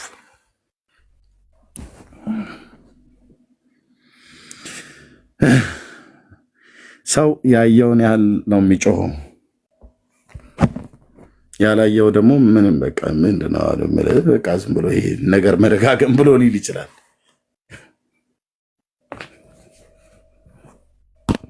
አብረን ነው እየሰራን ያለ ነው እህቶቼና ወንድሞቼ። እሺ ኢየሱስ ጌታዬ ነው። በቅንነት አንድ ነገር ልበላችሁን አልጨርስ። ምናልባት ምነው እኔ ምናምን ነገር አብዛብላችሁ ካላችሁ ምሕረት አድርጉልኝ። አንድ እረኛ አለ አላለ ምንም የማመጣው ነገር ስለሌለ፣ በእኔ ላይ ግን ጥያቄ ካላችሁ የወንጌል አማኞች ቀጥታ ሂዱና ኢየሱስን ታምኑት የለ ኢየሱስን ተወዱት የለ ቀጥታ ሂዱና ከፈለክ ፎቶዬን አስቀምጠህ ከፈለክ የተናገሩ እውነቱን ብሎ የሚለው ሎጎ በፊት ለፊትህ ላይ አስቀምጥና ጌታ ሆይ ይህ ሰውዬ ማን ነው? አንተ ነው የላከው? ማን ነው እዚህ ፈቶ የለቀቀብን? ልታስታግስልን ይገባል። አብዝቶታል። ምን ትላለህ ስለዚህ ሰው ብላችሁ እፈቅድላችኋለሁ። ጌታ ኢየሱስ ክርስቶስ ፊት ጠይቅ።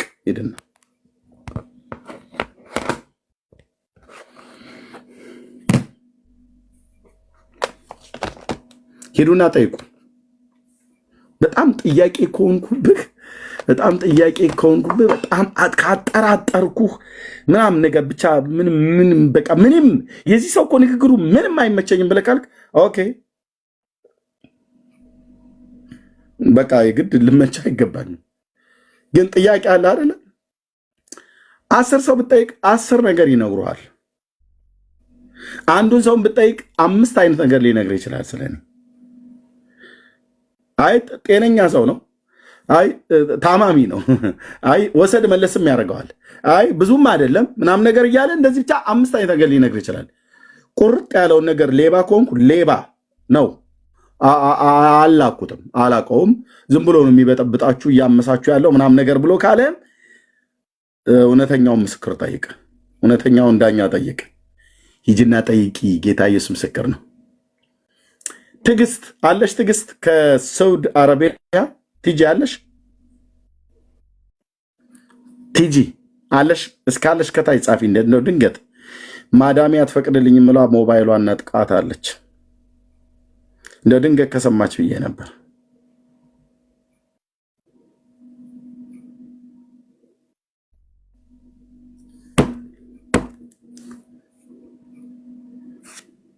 እውነተኛው ነው። እኔ እነኚህን ሰዎች ካገኘው በጣም ነው የምወዳቸው። እውነተኛው ነው። እስካሁን ድረስ ብዙ እየተከታተላችሁ ስለኔ በጣም ጥያቄ የሆንኩባችሁ ኬት እንደሆንኩ ራሱ በቃ ጥያቄ የሆንኩባችሁ 77 ቁጥር ጻፉ እስኪ። እወዳችኋለሁ። ጌታዬ ኢየሱስ ምስክር ነው። እኔ ምንም ሊገባኝ አይቻልም ያንተ ነገር ብለን የምትሉ ግን መታችሁ አንዳንድ የምትጋጩ አንዳንድ የምትባርኩ 77 ቁጥር ጻፉልኝ። በእውነት ብሩካን ናችሁ። ጻፉ ያላችሁ እህቶችና ወንድሞች።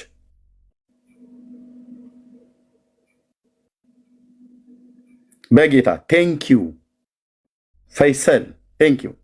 እሺ ፎርጊቭ ቴንኪዩ ተገኒ።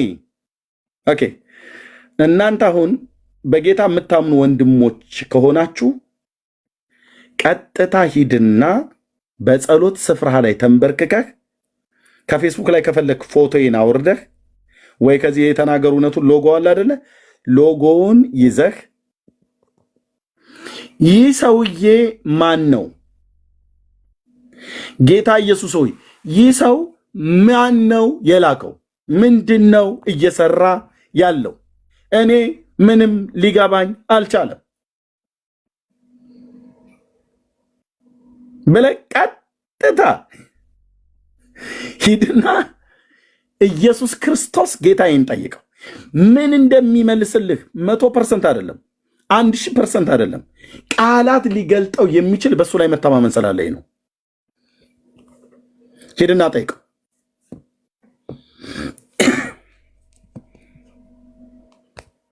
ሂዱና ጠይቁት። ጌታ ኢየሱስ ምስክሬ።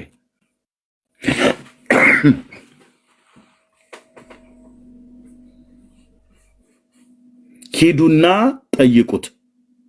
ዳኛዬን ዳኛችንን ማለት ነው ንጉሱን ኢየሱስ ክርስቶስ የአብ ልጅ ሂዱና ጠይቁት። ስሜን ጠርታችሁ ኤርሚያስ አይተንፍሶ አበበ እባላለሁ፣ ማን ነው ይሄ ኤርሚያስ የሚባለው ሰው ብላችሁ ጠይቁት። እሱ ብቻ ነው የሚያውቅህ። አንተንም እሱ ብቻ ነው የሚያውቅህ። አንቺንም እሱ ብቻ ነው የሚያውቅሽ። እውነተኛ ምስክር ማለት ነው፣ የማይዋሽ ማለት ነው። አይ ይህን እኮ የቀልዴን ነው ያልኩሽ እኮ ፕራንክ ላደርግሽ ነው ያልኩሽ ብሎ አይልሽም፣ ብሎ አይለኝም። ሌባና አጭበርባሪ ከሆንኩ ሌባ ነው አጭበርባሪ ነው ተጠንቀቁት ብሎ ይልሻል። ከዛ በኋላ እዚህ ድርሽ ማለት የለብሽ። በቃ ይኸው ነው። ስለ ሌሎችም ሰዎች ጥያቄ ከሆነባችሁ በእግዚአብሔር ፊት ይዛችኋቸው ጸልዩ። ማን ይዘው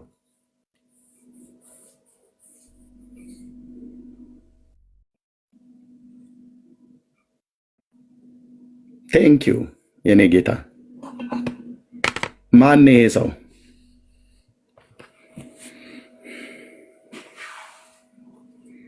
ጌታ ነው የሚጠይቀው። የሰውን ሁሉ ልብ የሚያቅሱ ነው።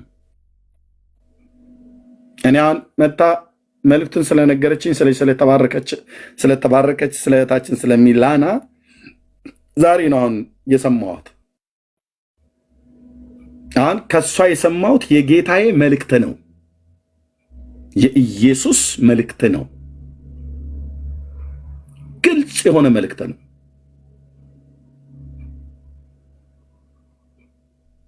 ሁለቱም ስለ መንገዱም ስለ ላይቱ እግዚአብሔር ለእኔ የነገረኝን ነው ኮንፈርም ያደርገው።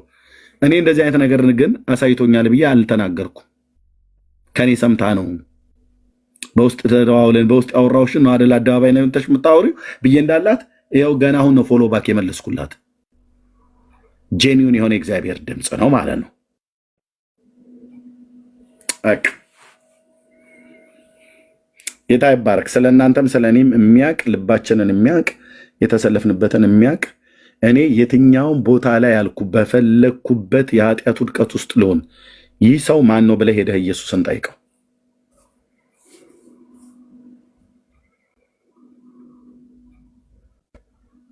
አንድ ሰው ዛሬ መጣና ኤርሚ በጣም አሳዘንከኛል፣ በጣም ዱላ በዛብህ እኮ ምናምን፣ በጣም አሳዘንከኝ እውነት ምናምን ነገር አለኝ። ረጅም ዘመን በሶሻል ሚዲያ ላይ ያቀኛል። የሌላው አይደለም ያመው እዚሁ የኛ የሆኑቱ በጣም በቃኛን ሁሉ ያሳመናል። ስለ አንተ ታመመን ምናምን ብሎ አለኝ። ጌታ ኢየሱስ ምስክር ነው። ልቤን ጠበቀልኝ።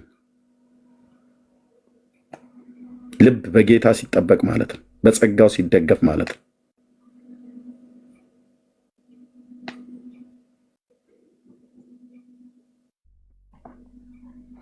ወንጌሉን ለማስቆም ርብርብ፣ ዱላ፣ ድንጋይ ውርወራ በትናንት ወዲያ ጌታን በተቀበለች እህት እንኳን የሰማ ነው።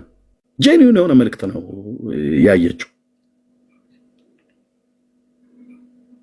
ይወረውራሉ ኳክሽ ለማድረግ ማለት ነው።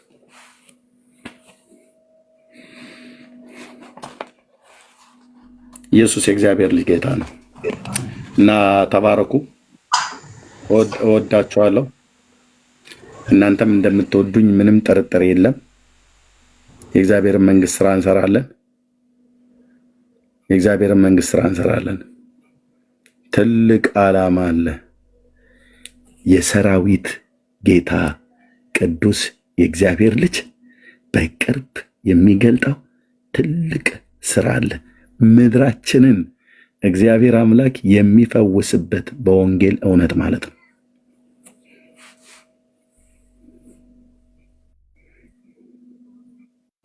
ለምሳሌ አሁን ከመንገዱ ጋር በተገናኘ እህቴ የነገረችኝን ከዛሬ 5 ዓመት በፊት በራእይ ውስጥ ዘማሪ ፓስተር እንዳለ ወልደ ጊዮርጊስን አየዋለሁ። በህልም ውስጥ ማለት ነው። እና ቃል በቃል ከመንገድ ጋር በተገናኘ እሷ አሁን ያወራችኝን አይነት በታላቅ ድምፅ ጮሆ ያወራኛል። በጣም እንወደ እግዚአብሔር ሰው ነው እንዳለ ወልደ ጊዮርጊስ። ለአንቺም ለእምነትሽ ጽናት እንዲሆንልሽ ነው። በግሌ ከአወራኝ ውጭ በሌሎች ሰዎች በኩል እንደዚህ በህልም ውስጥ ያየሁት ማለት ነው።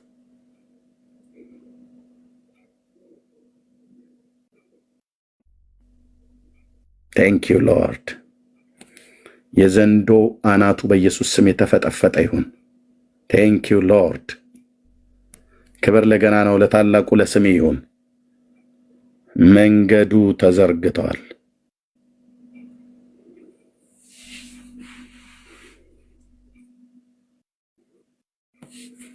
አብረን እንስራ። ቴንክ ዩ። ከዚህ በላይ አላወራም። ተባረክ እህቴ፣ ጸጋ ይብዛላችሁ።